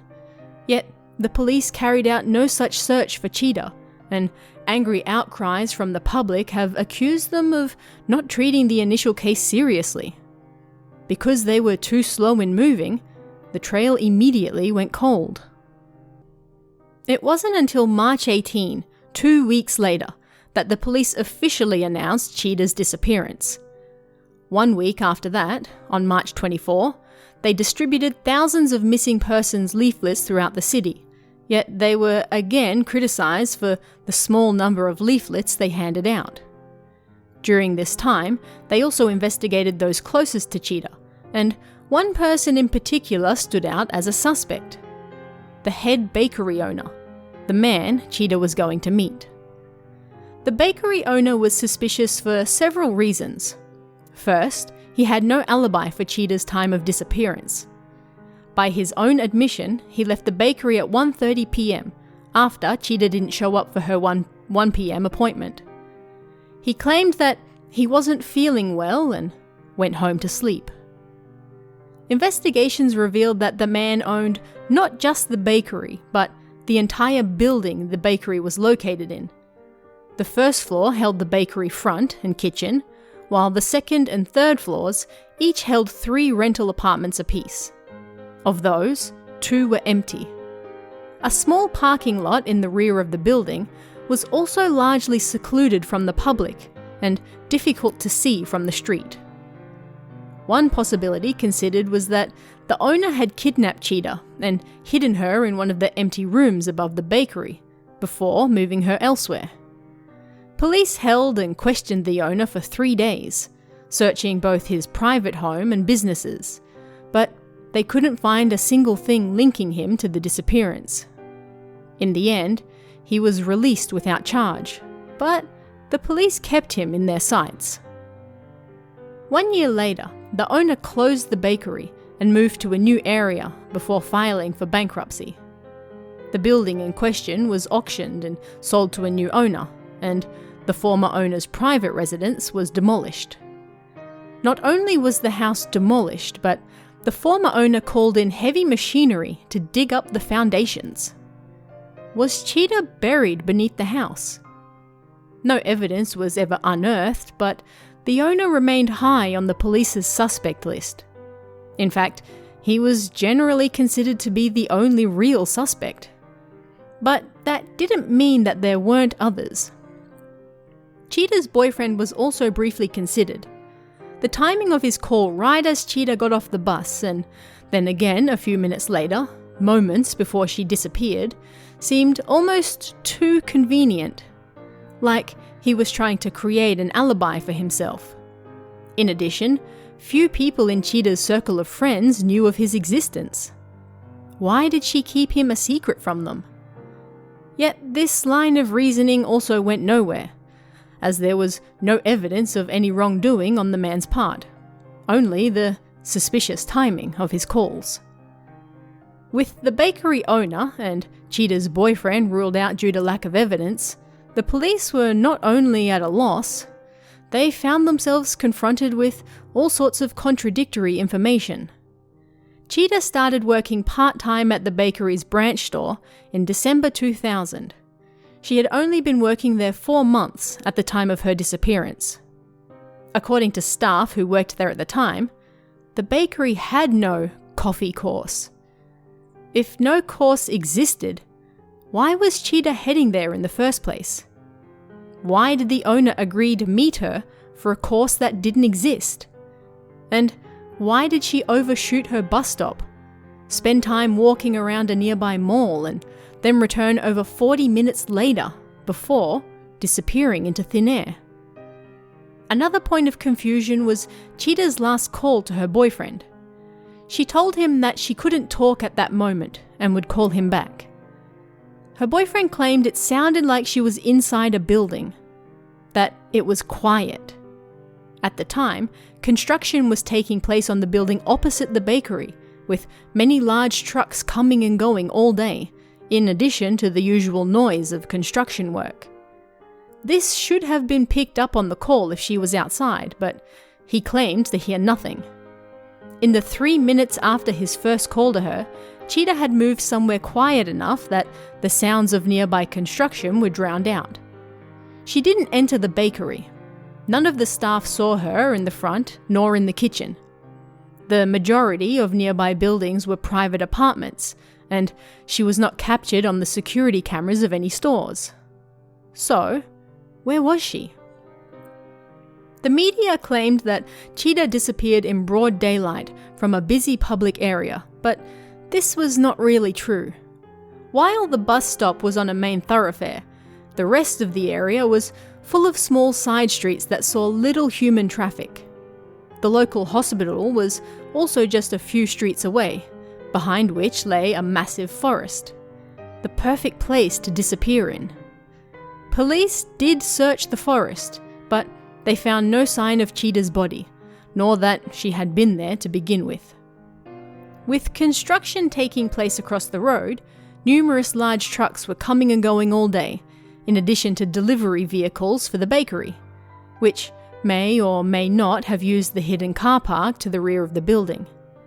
Any of these vehicles could have potentially abducted Chida and ferried her out of sight before anyone realized. Everything had to be considered. Another theory proposed that Chida faked her own disappearance. Although she got good grades and went to one of the best schools in the area, it was said that Chida had no ambitions of entering a top-level university. Rather, she wanted to enter nursing school. It was suggested that perhaps her parents had other wishes and were pressuring her, although there was never any proof of this. On the contrary, the Chida family appeared to get along quite well. Yet there were also unsubstantiated rumors that they may have been having money troubles, and that the reason Chida even began her bakery job, according to the theory, was to save money so that she could run away. And yet, no proof was ever discovered of the family having money troubles. Yet another possibility was that North Koreans had abducted her. She wouldn't have been the first person abducted from Hokkaido, nor the first to have been snatched in broad daylight from a public area. Eyewitness reports placed a person who looked similar to Chida at Itanki Beach, a few kilometers away, the very next day, lending more support to this theory. You can still find missing persons posters for Chida around the area that she disappeared, and officially, the case remains open. Nobody knows what happened to her. But what do you guys think about this one? Let me know in the comments below, and I'll see you again next time. Only a few kilometers inland from the Seto Inland Sea in Kagawa Prefecture, you can find the Goshikidai Visitors Center. This center sits atop one of the many peaks in the Goshikidai area, and it educates visitors about the surrounding national park, in addition to holding numerous activities and events throughout the year. It was at one of these events in 2005 that something terrible was about to happen. A young girl was about to go missing. On the morning of April 29th, 2005, Onishi Yuki attended a bamboo shoot digging event with her mother and older sister. It was Golden Week, and this particular day, a Friday, was a public holiday. The perfect day for the Goshikidai Visitors Center to hold its annual bamboo shoot digging event. At these events, people signed up to walk around a designated area of the national park and dig up whatever bamboo shoots they could find. These shoots are often used in cooking, particularly in the spring and summer months, so events of this type were always popular. That afternoon, they were joined by 19 other families, as well as numerous volunteers from the visitors center, for a total of 60 people. The event began at 1 p.m. and was scheduled to end an hour later, at 2 p.m. During the event, the participants were free to walk around as they pleased, searching for and digging up any bamboo shoots they might come across. Once the event was over, everyone was to gather at a gazebo just outside the bamboo forest. At 1:30 p.m., half an hour after the event started, Yuki and her mother stepped off the main path as she found yet another shoot. This was Yuki's fourth discovery of the day, and she was excited to find more. "I'll go find another," she told her mother, and ran back to the path they'd just come from. It was the last time her mother ever saw her. 2 p.m. came and passed with no signs of Yuki's return. Worried, her mother set out to look for her. When the rest of the participants learnt the girl was missing, they set out to help as well. Yet by 3 p.m., there was still no sign of her, so the visitors center alerted the police. Police arrived 45 minutes later and immediately began their search, while the fire department arrived at 5 p.m. Police dogs were also deployed, and over 100 people searched the surrounding forests and national park until 9 p.m. No one found any sign of the girl. Hundreds of people continued the search over the next few days, expanding to include the nearby woods and pond, but they couldn't find her anywhere. They even drained the pond, but found neither the girl nor any of her personal items inside. It was as though she had vanished into thin air. How could this happen with close to 60 other people in the same area at the same time? 3 years after Yuki's disappearance, a television program ran a special on her. According to them, 2 people had seen Yuki after she left her mother's side. One of them was a junior high student, another an adult man. The student claimed to have passed Yuki walking along the path. They shared a few words before both continued on their way. The man claimed to have seen Yuki at 1:40 p.m., roughly 10 minutes after she had left her mother. He said the girl was walking zigzag along the path south of the gazebo. If so, this meant that Yuki was following the path clockwise after leaving her mother. As mentioned earlier, Yuki disappeared during Golden Week.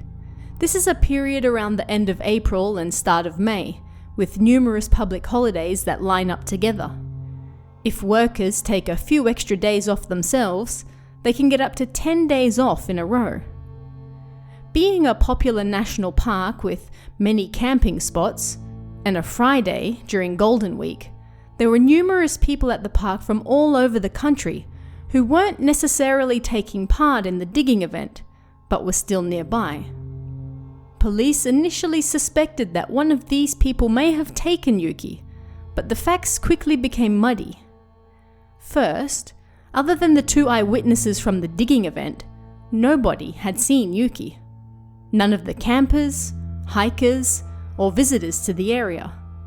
She was wearing a pink hat, striped orange and white shirt, and purple pants with orange stripes running down the sides. She clearly stood out. The actions of the police dogs on the day of the search also confused matters. One dog was given Yuki's water bottle to smell. It soon picked up her trail and followed it through the forest before stopping at a small hole in the ground. It refused to move from the spot. The next day, police sent out 4 more dogs. All followed the same trail to the same hole in the ground and stopped. The hole was not big enough for a person to fall in by any means, but the fact that every single dog stopped at the same point and refused to go any further greatly confused police. An episode of Super Friday, aired a few months after Yuki disappeared, attempted to solve this problem. A specialist on the show claimed that the only reason the dogs would do this was because that was the spot where Yuki's scent disappeared. For her scent to disappear, she would have had to have been lifted high from that very spot, for example, by a helicopter. A human carrying her wouldn't have been enough to kill her scent, and in such a case, the dogs should have still been able to have followed it. To test this theory, the show carried out an experiment. They had a girl walk from point A to point B, just like Yuki. Then, a man would pick the girl up and carry her from point B to point C. If the sniffer dog was able to follow the child all the way to point C, that would prove that a man didn't carry her away. Otherwise, the police dogs would have done the same thing. The dog followed the girl's scent easily from point A to point B, as was expected. It then continued straight on to point C, even though the girl's feet hadn't touched the ground. This, according to the show, proved that Yuki hadn't been carried away. Something else must have happened to make her scent disappear on that very spot. Yet, many criticized the experiment. For one, hundreds of people had been walking through the bamboo forest looking for Yuki when she disappeared, trampling all over her tracks. By the time the police dogs were sent out to find her, it was likely her scent had been muddied by the hundreds of other people looking for her. It's a question that, to this day, nobody has been able to answer. What happened to Yuki? Why did her scent end at that particular spot? There were certainly no helicopters or aircrafts to lift her straight up into the sky and away from the forest. And thanks to the hundreds of people searching for her afterwards, we also can't say that someone didn't pick her up and carry her away either. This seems like the most likely explanation, but to date, nobody knows who or why. The police were also criticized for searching only a small area of the forest. They only searched the areas north of the bamboo forest and never sent the dogs to the south, east, or west. No official reason was ever given as to why, but perhaps they didn't think the girl could travel that far on her own, or that someone else would have seen her if she did head that way. Numerous outlandish theories have become popular over the years since her disappearance. Some claimed she was eaten by bears or monkeys. Others said that she was attacked by a crocodile or a large bird. Maybe a childless couple kidnapped her to raise as their own. The list went on, but in the end, no trace of Yuki was ever found. The last person to ever see her was one of the event participants who saw her walking south of the gazebo. She was never seen again. If still alive, Yuki would be 20 years old today. What happened to her on that fateful day?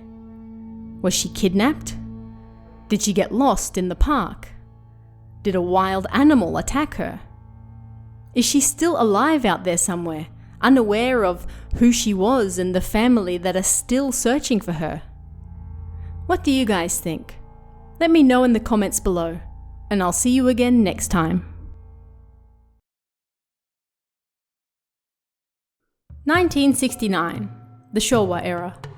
The ATM was first introduced to Japan.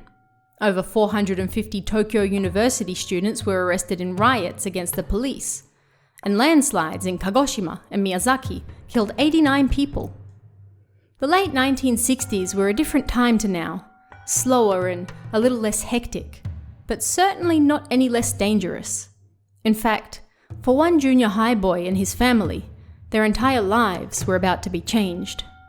On February 23, 1969, 14-year-old Shouyama Jin was working on some crafts for school on his home veranda.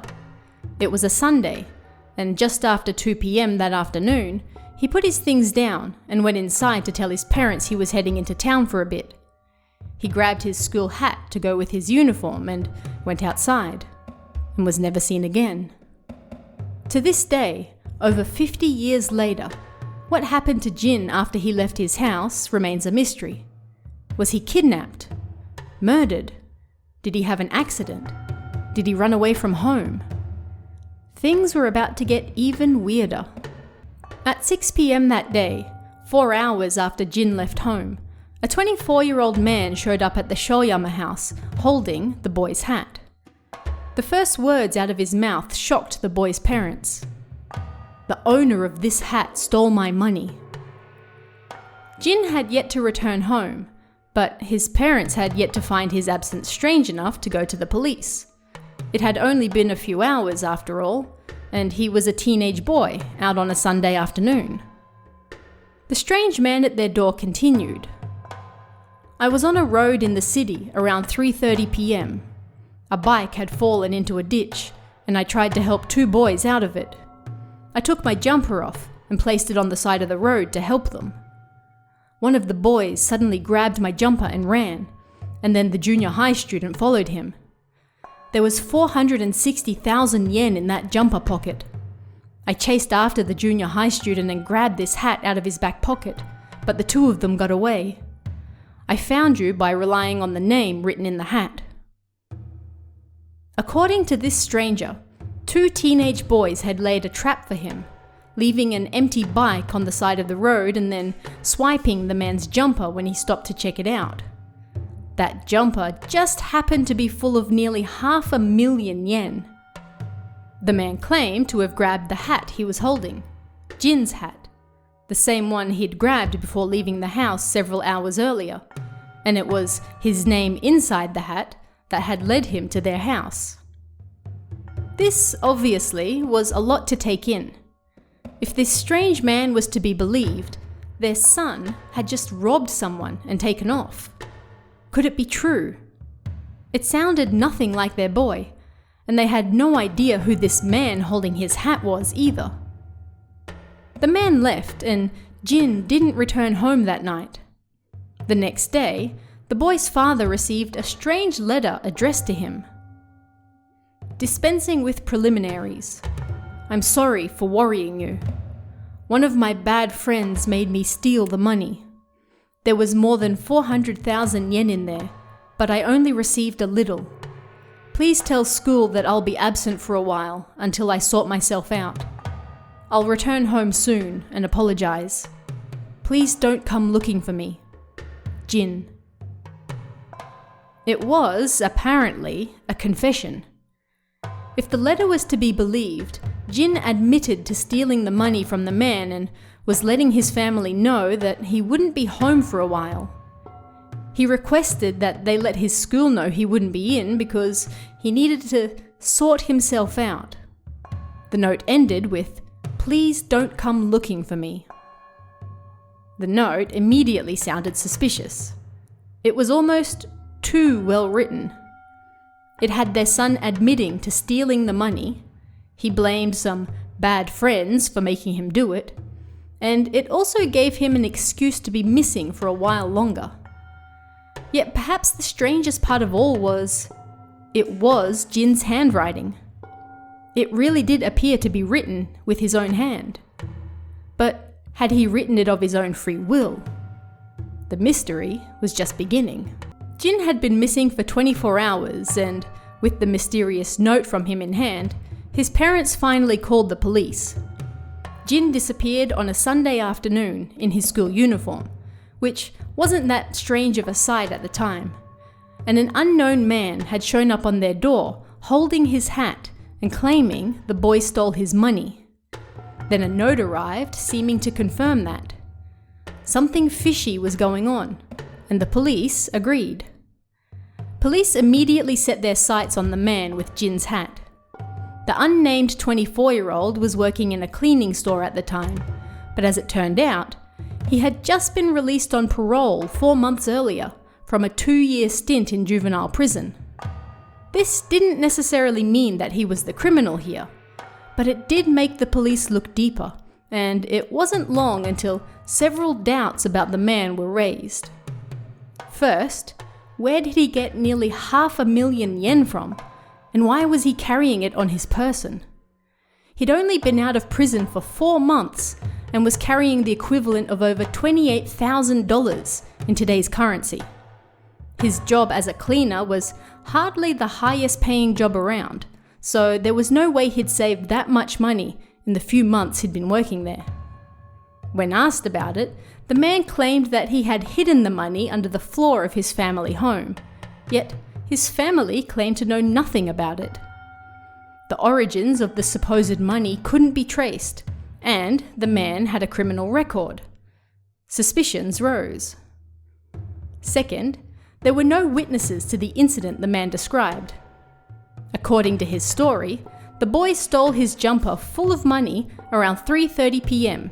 in broad daylight from a city street. Yet, nobody saw them there. No bike tracks were found anywhere near where the man claimed the incident happened, and it was a Sunday, meaning no banks were open, and thus no need for him to be carrying around so much money to begin with. Not only that, but how were the boys to know he had so much money on him to begin with? The man himself claimed the money was hidden inside his jumper. It seems unlikely that they would have targeted a man at random just to steal his jumper, not knowing what might be in it, and just happened to get lucky with this ex-con carrying a large amount of cash. Third, despite the letter being in Jin's handwriting, one phrase in particular seemed off. Dispensing with preliminaries. This was not something Jin had ever said or used before, and seemed oddly formal for a 14-year-old boy writing to his parents. Police quickly drew their own conclusions about what had really happened. The more likely scenario was that Jin hadn't stolen this man's money with a friend and then run off, but that this man had actually kidnapped Jin and was attempting to ransom him back to his parents for the stolen money. Money that likely never existed in the first place. A large-scale search was organized to find the boy the day after he disappeared. The city and surrounding mountains were scoured, yet no sign of him was found. Several days later, they hooked the 24-year-old up to a lie detector test during questioning, but they were unable to pin anything on him. The police had theories, but no evidence, and the man refused to incriminate himself. The working theory at the time was that the man, only referred to as A, kidnapped Jin, hid him somewhere secret, forced him to write the note that was later delivered to his parents, and then showed up on their doorstep with his hat, in an attempt to get money out of them. It wasn't the most complicated plan, but further investigations led police to believe that he wasn't working alone either. A likely had accomplices. Before he showed up at the Shouyama house, A had been seen around town asking people where the boy lived, yet he wasn't the only one. Half an hour before that, 3 entirely different men had also been seen around town asking the very same question. It's likely that, by this stage, Jin had already been kidnapped, but for whatever reason, refused to give up, or couldn't give up, his address. Who were these men, and why did they want to know where Jin lived? It was too much of a coincidence, but police were unable to track down who these men were. They were possibly friends of A's from prison, but with only a few eyewitness reports to go off, they were unable to identify who they were. In the end, the police were unable to find Jin, and they were also unable to pin anything on A. It's been theorized that when Jin's parents went to the police instead of paying the man back the money that their son had stolen, he was killed and disposed of, but to this day, no body has ever been found. The case immediately went cold and remains unsolved to this day. A year later, A moved and resettled in a different prefecture. Several years after Jin's disappearance, he took part in an interview that raised even more suspicions. He was still unable to confirm where the money came from, but mysteriously revealed that he would probably have to say it someday. What this meant remains unknown, but the implication behind it suggested the money wasn't clean, and he felt that someday he might be forced to reveal why. When asked about how the boys knew to steal the man's jumper full of money, his answer was even less convincing. Yeah, you couldn't see it from the outside. Come to think of it, that is strange. Yes, it really is. Yet perhaps the biggest tell of all was when the reporter asked A about how tall Jin was. A reportedly jumped in his chair, as though he'd received a shock, and muttered, "About the same size as me, or maybe a little taller." A was short and a stout man, while Jin, at only 14 years of age, was just under 170 centimeters. This would have had him towering over A. How could he confuse the boy being the same height as him? There's only one real explanation for this. He didn't know because he never actually saw Jin. At least, not on the side of the road where he claimed the boy stole his jumper full of money. Police long suspected that A was not working alone. This single statement made it seem even more likely that he was working with others. Undoubtedly, the same 3 men seen around town asking for Jin's house that same day. Yet this statement seems to suggest that it was them, not A, who kidnapped the boy. The motive seems clear. They wanted to ransom his parents for the 500,000 yen they claimed he had stolen. Money that probably didn't exist in the first place. They likely recruited A, fresh out of prison, gave him the boy's hat, and sent him off to Jin's house in their stead.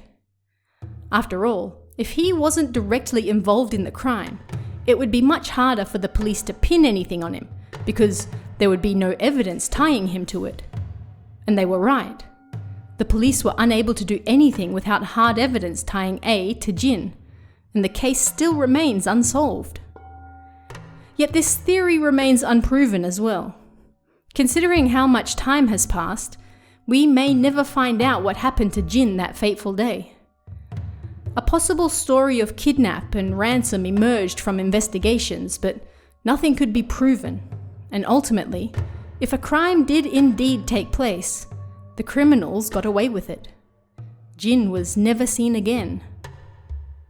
What do you guys think? Let me know in the comments below, and I'll see you again next time.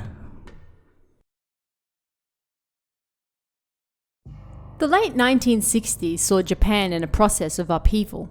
Still recovering from their loss in World War II, the country was struggling through the process of rebuilding both structurally and economically. It was also a time of heavy protests, particularly amongst students, as thousands took to the streets to protest against the Treaty of Mutual Cooperation and Security between the United States and Japan. It was amongst this chaotic backdrop that the single largest heist in Japanese history took place, a heist that remains unsolved to this day. They call it the 300 Million Yen Robbery. It all took place on the fateful day of December 10th, 1968. At 9:20 a.m., 4 employees from the Nippon Trust Bank were transporting nearly 300 million yen worth of bonuses for the bank's employees. These bonuses are generally paid out once or twice a year, depending on the company, and can amount to quite a lot of money. This money was kept in 3 metal boxes inside a security car. At 9:30 a.m., only 10 minutes after setting out, the security car was pulled over by a man in uniform. He chased the car down on his bike, and they pulled over outside Fuchi Prison in Tokyo. The driver wound his window down to ask the officer what was wrong, and the officer informed him that their branch manager's house had exploded. The police had also received intel that dynamite had been attached to their car, so he wished to investigate it. 4 days earlier, the branch manager had received a letter that threatened to blow up his house unless he sent a female bank clerk with 300 million yen to a designated location. Police staked out the site, but the man never showed up. With this in mind, the men agreed to let the officer check their car. He climbed beneath the vehicle and, before long, they saw smoke billowing out from under it. The officer screamed that the car was about to blow, and everyone got out and ran. As they did, the officer jumped into the driver's seat and took off. At first, the men thought the officer was driving the car to a safe place to explode, but they soon realized that that wasn't the case at all. They had just been swindled of 300 million yen in broad daylight. The billowing smoke turned out to be nothing more than a flare, and the men quickly called the police. By 9:50 a.m., half an hour after the men had set out with the money, and 20 minutes after it had been stolen right in front of their eyes, 10,000 officers were deployed all over the entire Tokyo metropolitan area to find the brazen thief. The car was soon found abandoned, roughly 1.5 kilometers from where it had been stolen, and the 3 money boxes were empty. From here, the police were led on a wild goose chase, finding abandoned car after abandoned car that the thief had used to get away and confuse matters.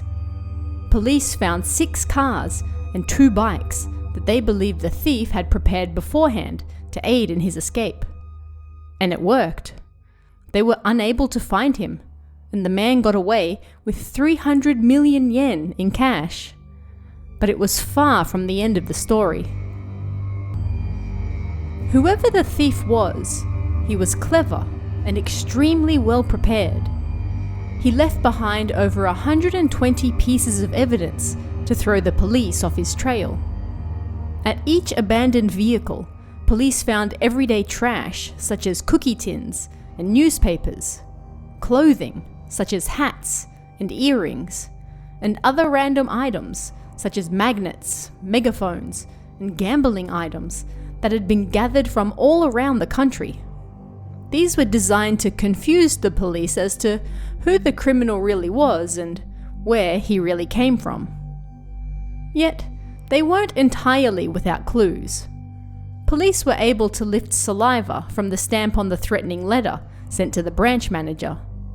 It came from a person with type B blood.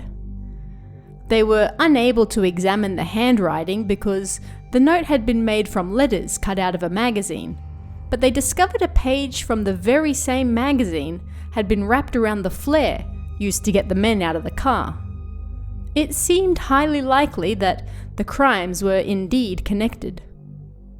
Particular words used in the letter also tipped police off. It was lingo unique to workers in the telephone industry. With that in mind, police released montage photos of their suspect, based on descriptions from the bank employees who had seen him.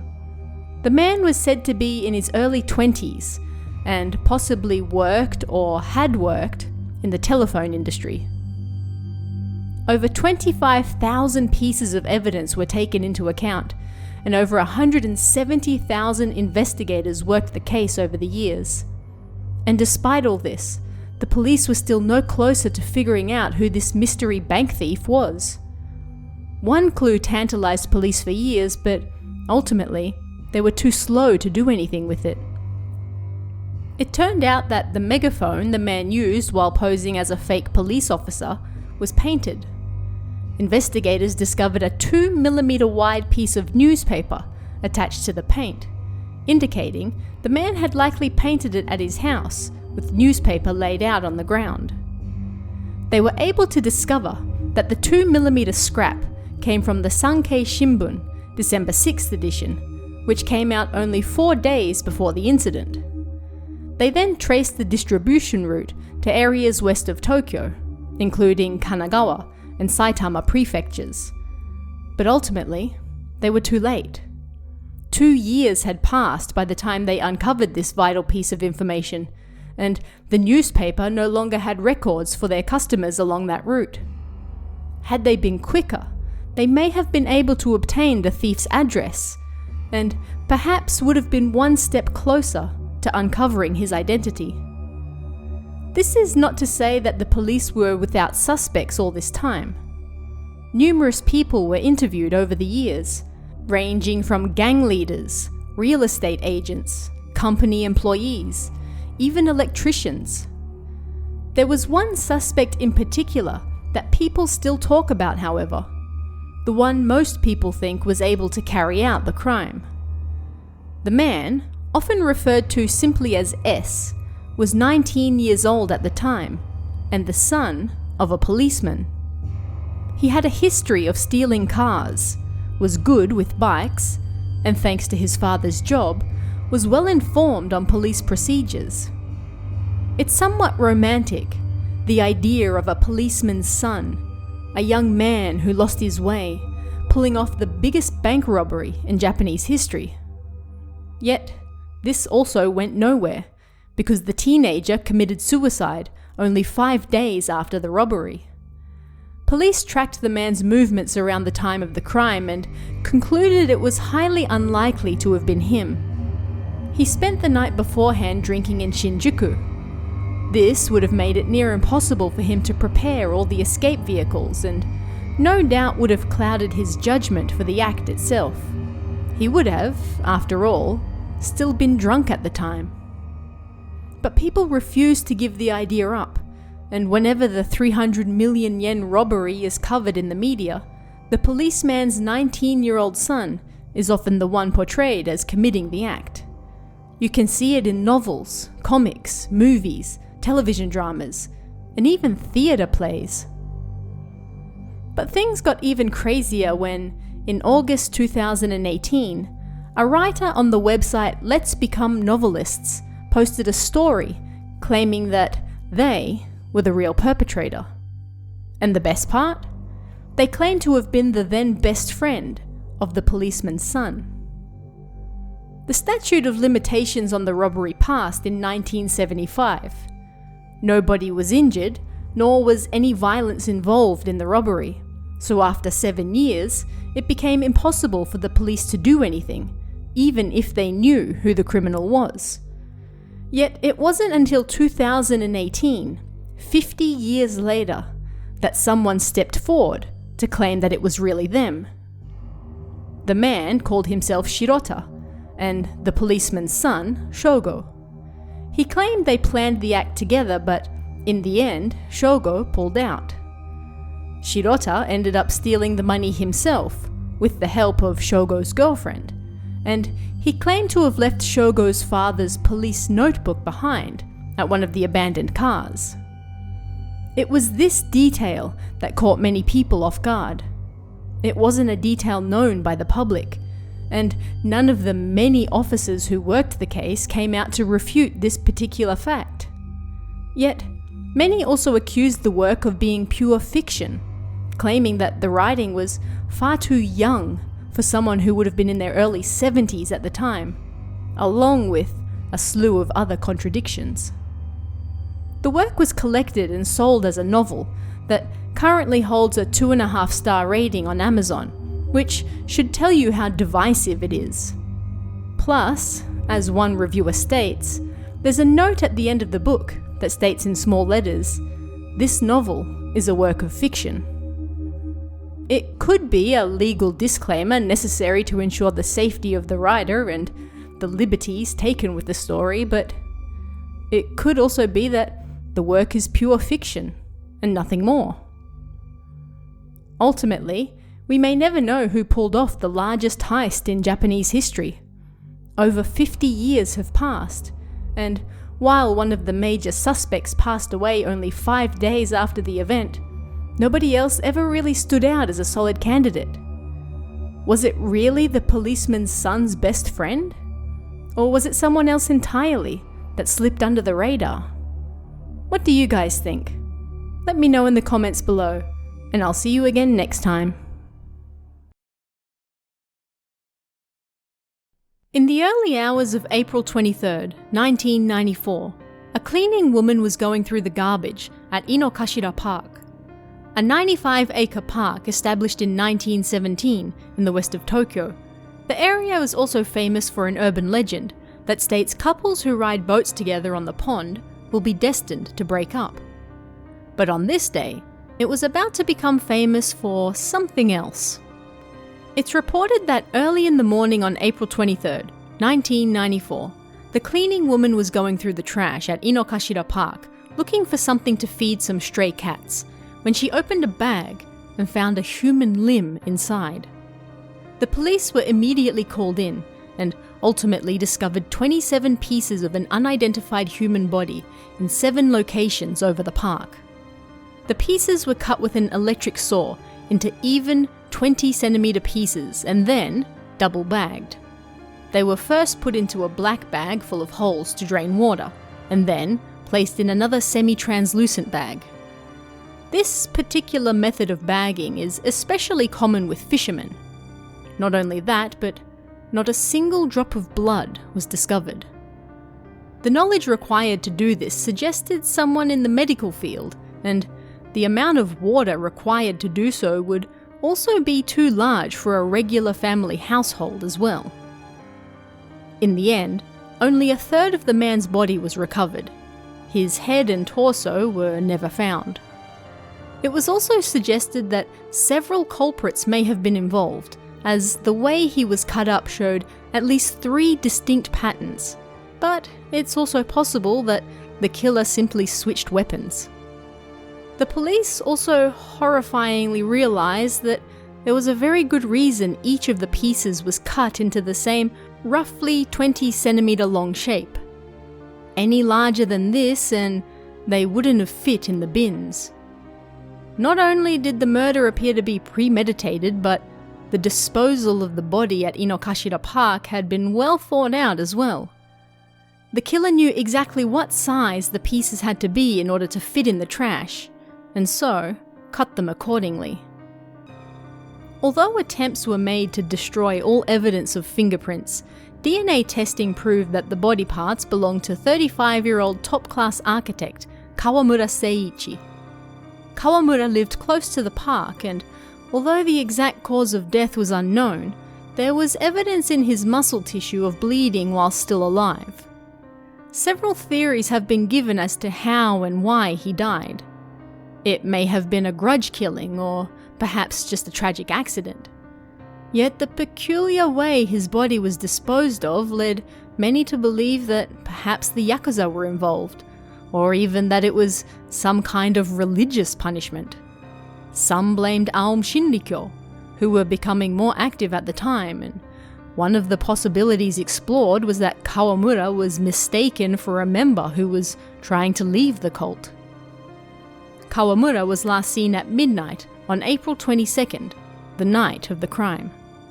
He said goodbye to an acquaintance and was seen in an alley near Kichijoji Station, the station closest to Inokashira Park, with 2 unknown men.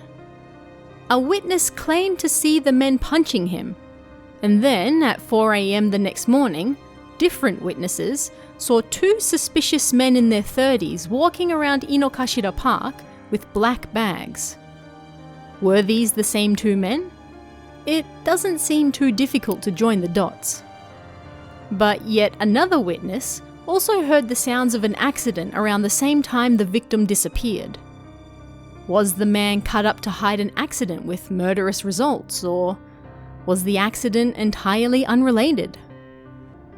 The strangeness of the case was picked up by the media immediately after the gruesome discoveries, but just 3 days later, China Airlines Flight 140 crashed just seconds before landing at Nagoya Airport. 264 of the 271 people on board died. The media threw themselves at the news, and the Inokashira incident was forgotten. Witness information on the incident decreased almost immediately, and then 11 months later, the Tokyo subway sarin attack took place.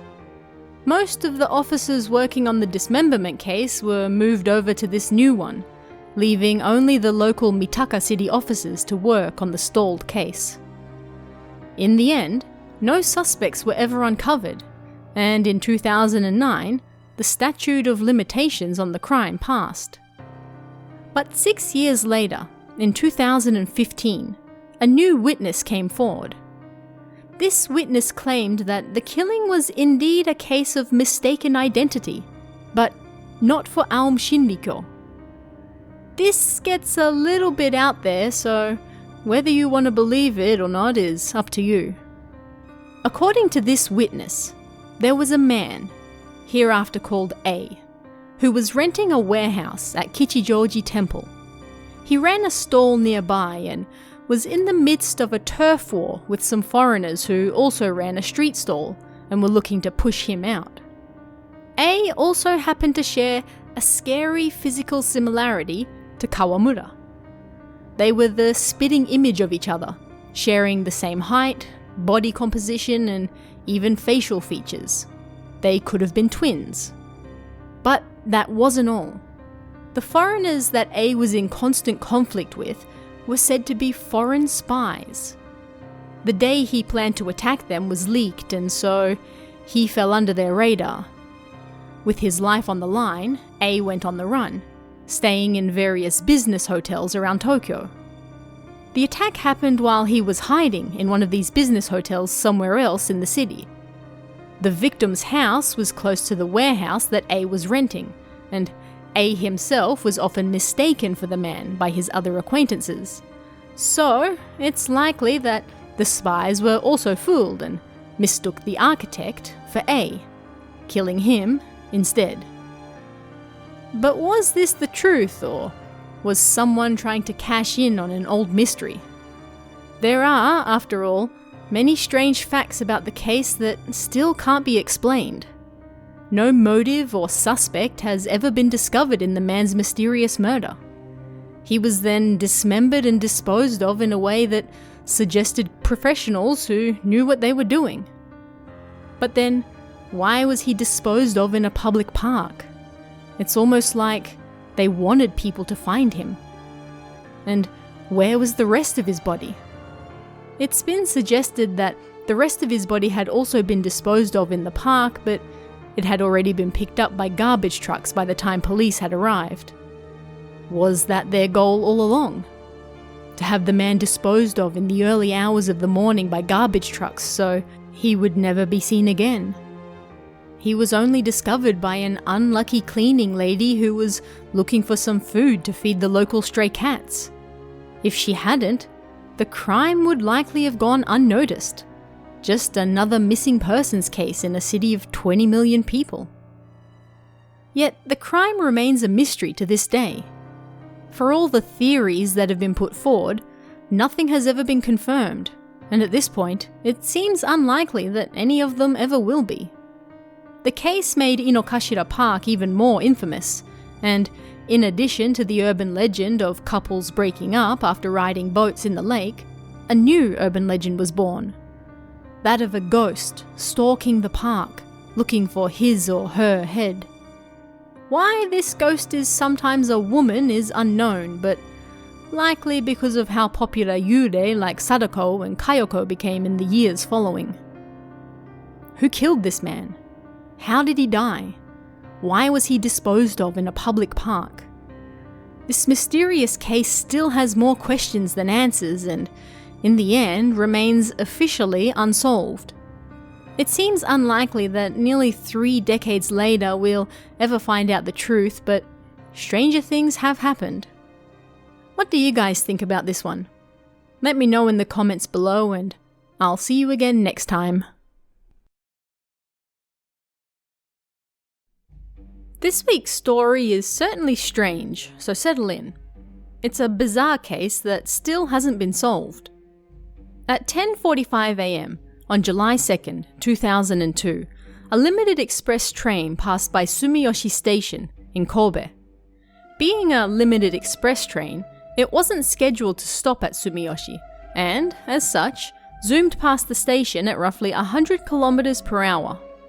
Yet, despite not being scheduled to stop at the station, one passenger decided they would be getting off there, and jumped off the train as it passed through.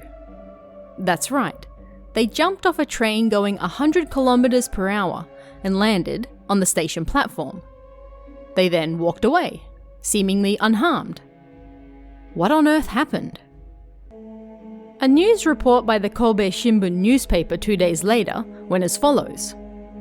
Yesterday, Hyogo police discovered that a man jumped from the limited express train passing through Sumiyoshi Station at over 100 km per hour. The man paid no attention to the gazes of passengers waiting on the platform and walked away, as though nothing had happened. Police are looking for the man on suspicion of violating the Railway Business Act, but have been left scratching their heads, saying, "I've never heard of such a stopover before." At 10:45 a.m. on July 2nd, several people saw a man wearing red clothing jump from the limited express train heading towards Himeji from Omiimazu. The man violently collided with the station's steel fence, then got up and walked towards the ticket gates. Several passengers on the train also noticed seeing a person's hands and feet, followed by a thump when the person disappeared. After receiving a report from Japan Railways, police searched the area. They also searched nearby hospitals and medical centres, but no person matching the description was found. According to Japan Railways, the limited express reaches maximum speeds of 130 km per hour. It slows down as it passes through stations, but it still would have been going between 100 and 110 km per hour. The windows of the train don't open, so the person must have hidden in the carriage coupling when the train previously stopped at another station.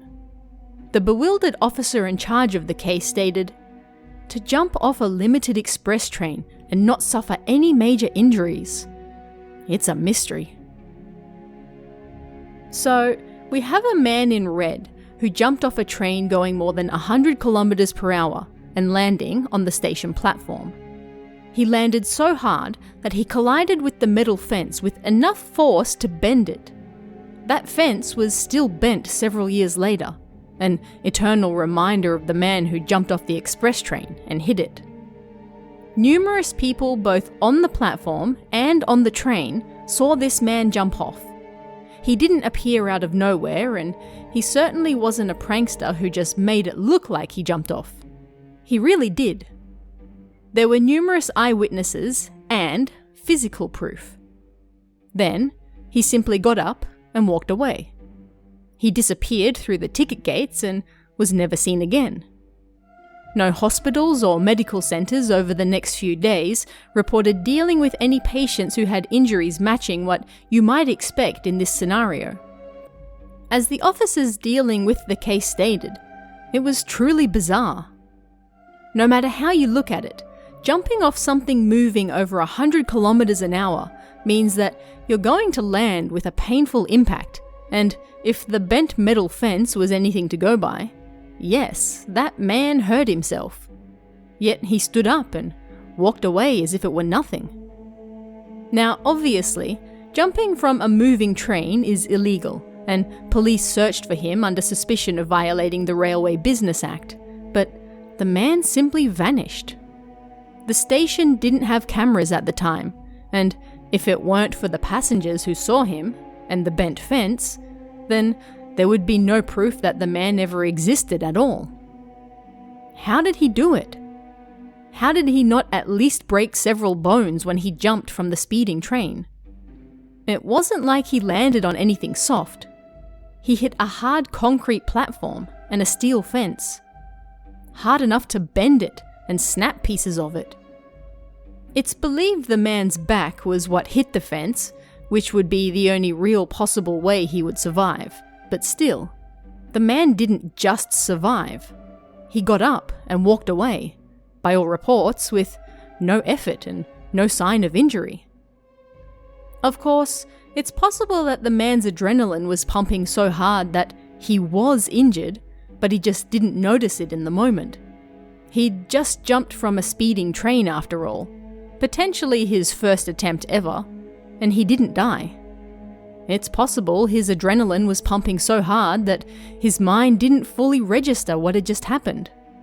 Caught up in the moment, he just got up and walked away, and it wasn't until later that he realized the extent of his injuries. This type of thing has been documented numerous times over the years. It's certainly nothing new. But if so, why didn't the man go to the hospital? Why didn't he see a doctor? Police searched all the medical institutions in the area and found no one matching the suspect, nor received news of anyone matching the suspect. One possibility is that he visited a hospital in another area. He could have easily done this before news of what happened reached the public, as it took 2 days for papers to report on what happened. It seems a bit strange that none of the doctors or nurses who may have dealt with him wouldn't have made the connection after hearing the news though. But if he did visit somewhere far away, maybe they just never saw it. It was reported in several large newspapers, yes, but that doesn't mean everyone reads those newspapers, or even that article in particular. Maybe they just didn't know. Or maybe he didn't visit a hospital to begin with. This is just one of the many mysteries surrounding this case. The man who jumped off the train was never seen again after he walked out of the station. Whether he survived or whether he was injured, who he was and why he jumped, to this day, nobody knows. It was clearly deliberate. He had to hide in the connection between carriages and wait for the speeding train to approach the station before he jumped off. But why this was necessary is baffling. It's not like trains are so sparse that you need to jump off an express train just to reach your stop in time. If he was that desperately late for something that he couldn't wait for an all-stops train, then why not take a taxi? Why not explain that you're going to be a little late? What could possibly require risking your life by jumping off a speeding train? Or perhaps it was for fun. A test of courage, as it were. Maybe there was no reason, and he just wanted to try it. There's even the possibility that he wasn't expecting to survive the landing. But I think this one is a bit of a stretch, as he clearly aimed for the platform and the fence, knowing that would bring him to a stop. Otherwise, he could have jumped off the train at any point of the journey. At the end of the day, we know very little about this extremely bizarre and baffling case. We have evidence of a man jumping off a speeding train and landing on the platform, colliding with the steel fence at the end. Then he got up, walked away, and was never seen again. There are so many more questions than answers, and considering how much time has now passed, we may never find out why. The statute of limitations also passed on this bizarre incident 1 year later, so the case was officially closed, unsolved. This incident was so strange that station workers reportedly refused to talk about it in the years following, probably because so many people kept asking about it, and they didn't know anything that the public didn't already know anyway. This was no doubt a directive from above as well, but it also helped fuel even more strange rumours surrounding the case. The mystery man who jumped from a speeding train and survived. A case so bizarre that not even the station staff wanted to talk about it. And hard to blame them, really. But what could it all mean? What really happened that day? And why? What do you guys think about this one? Let me know in the comments below, and I'll see you again next time.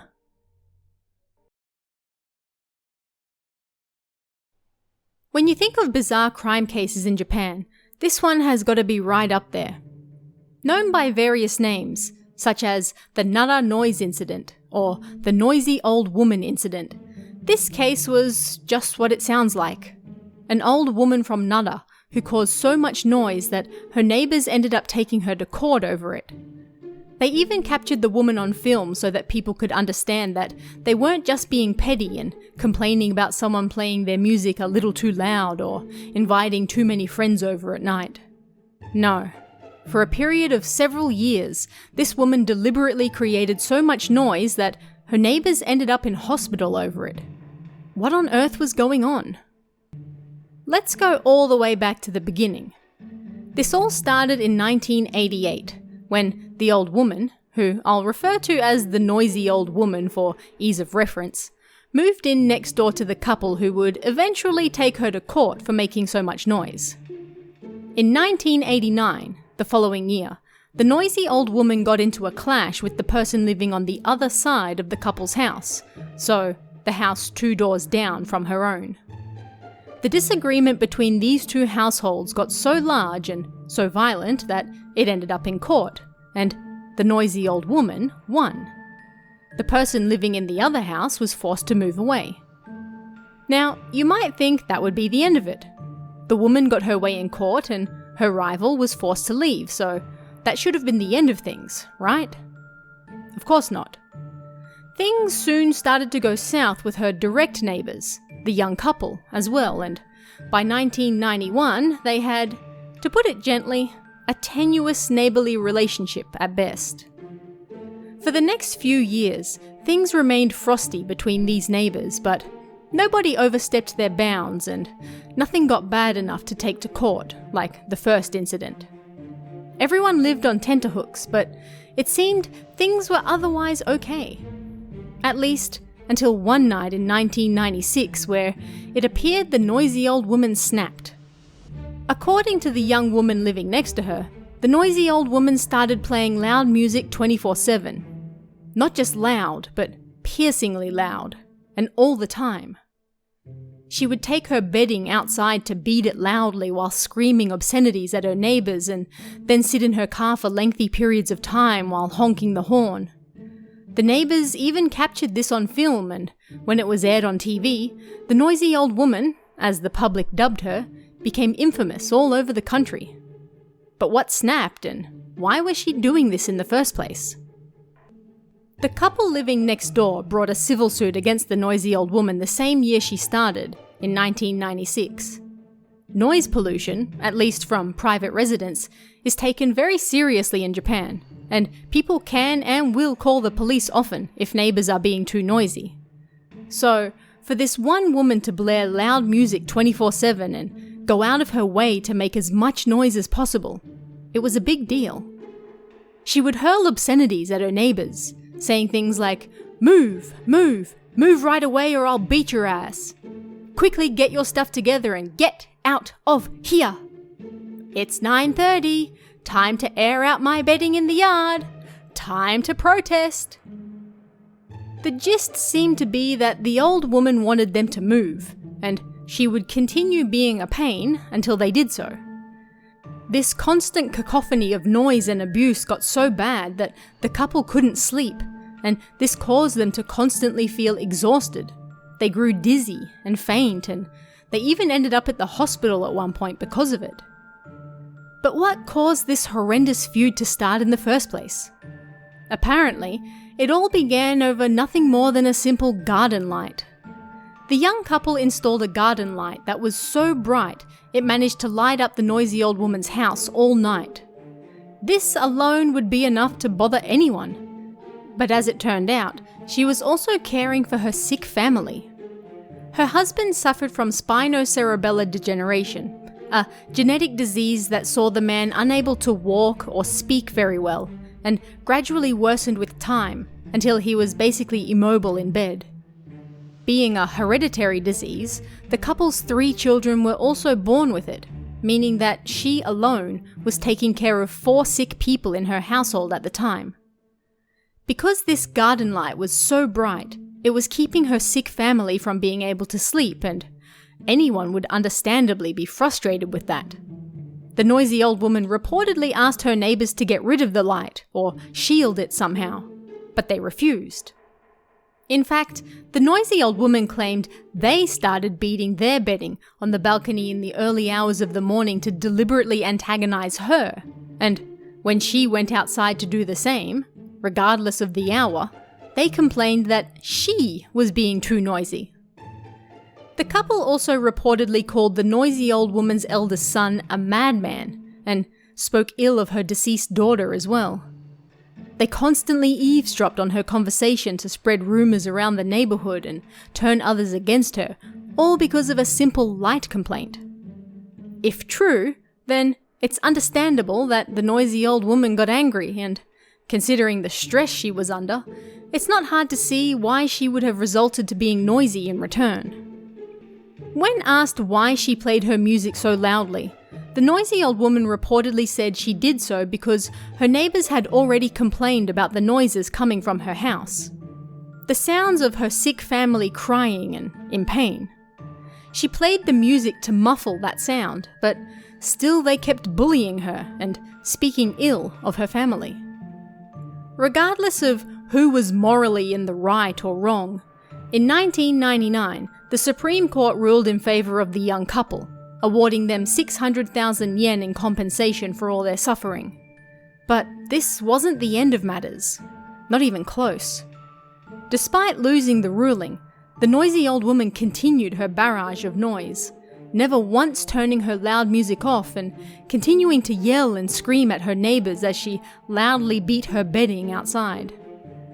The woman's eldest daughter then passed away the following year, in 2000, and then her other daughter passed away 2 years later. Her husband and eldest son's conditions continued to worsen, but they remained in her care at home. This, combined with her neighbours and losing the court case against them, is what many assume drove her to the edge. Taking care of her sick family, losing her daughters at such a young age, and having neighbours potentially spreading falsehoods about her and speaking ill of her constantly, on top of taking her to court, would no doubt push anyone to the brink. Either way, the noisy old woman continued her ways until she was finally arrested in April 2005. The neighbours captured her on film during many of her shouting rampages and recorded the constantly loud music, which was sent to both police and the media. Once the media caught wind of what was happening, the case went nationwide and people became both fascinated and appalled with the noisy old woman, as she became widely known. Her antics led to the young woman living next door succumbing to constant headaches and insomnia, for which she was medically treated for. However, this all ended when the noisy old woman visited the couple's house one day and started to kick their door in. This was captured on their security camera, and she was arrested on suspicion of destruction of property. The police also took the young woman's medical certificate for treatment and noise recordings into account for further charges. And it was here that the noise finally stopped for the first time in years. The first trial went about as smoothly as you might imagine, considering the events leading up to it. The prosecution wanted to jail the noisy old woman for 3 years for the damages she'd caused, while the defence argued that the sounds coming from her house couldn't be to blame for any injury the neighbours may have suffered.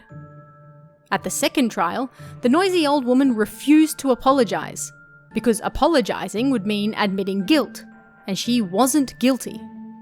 The prosecution showed various videos of the woman being noisy and argued that the mental stress caused by the loud music, banging, and screaming did result in actual injuries. In the end, The noisy old woman was sentenced to 1 year jail because she showed no signs of remorse and would likely reoffend. But both sides appealed. The defense because they didn't think she was guilty, and the prosecution because they didn't think 1 year was long enough. At the appeal, the defense again stated that playing loud music couldn't cause injury.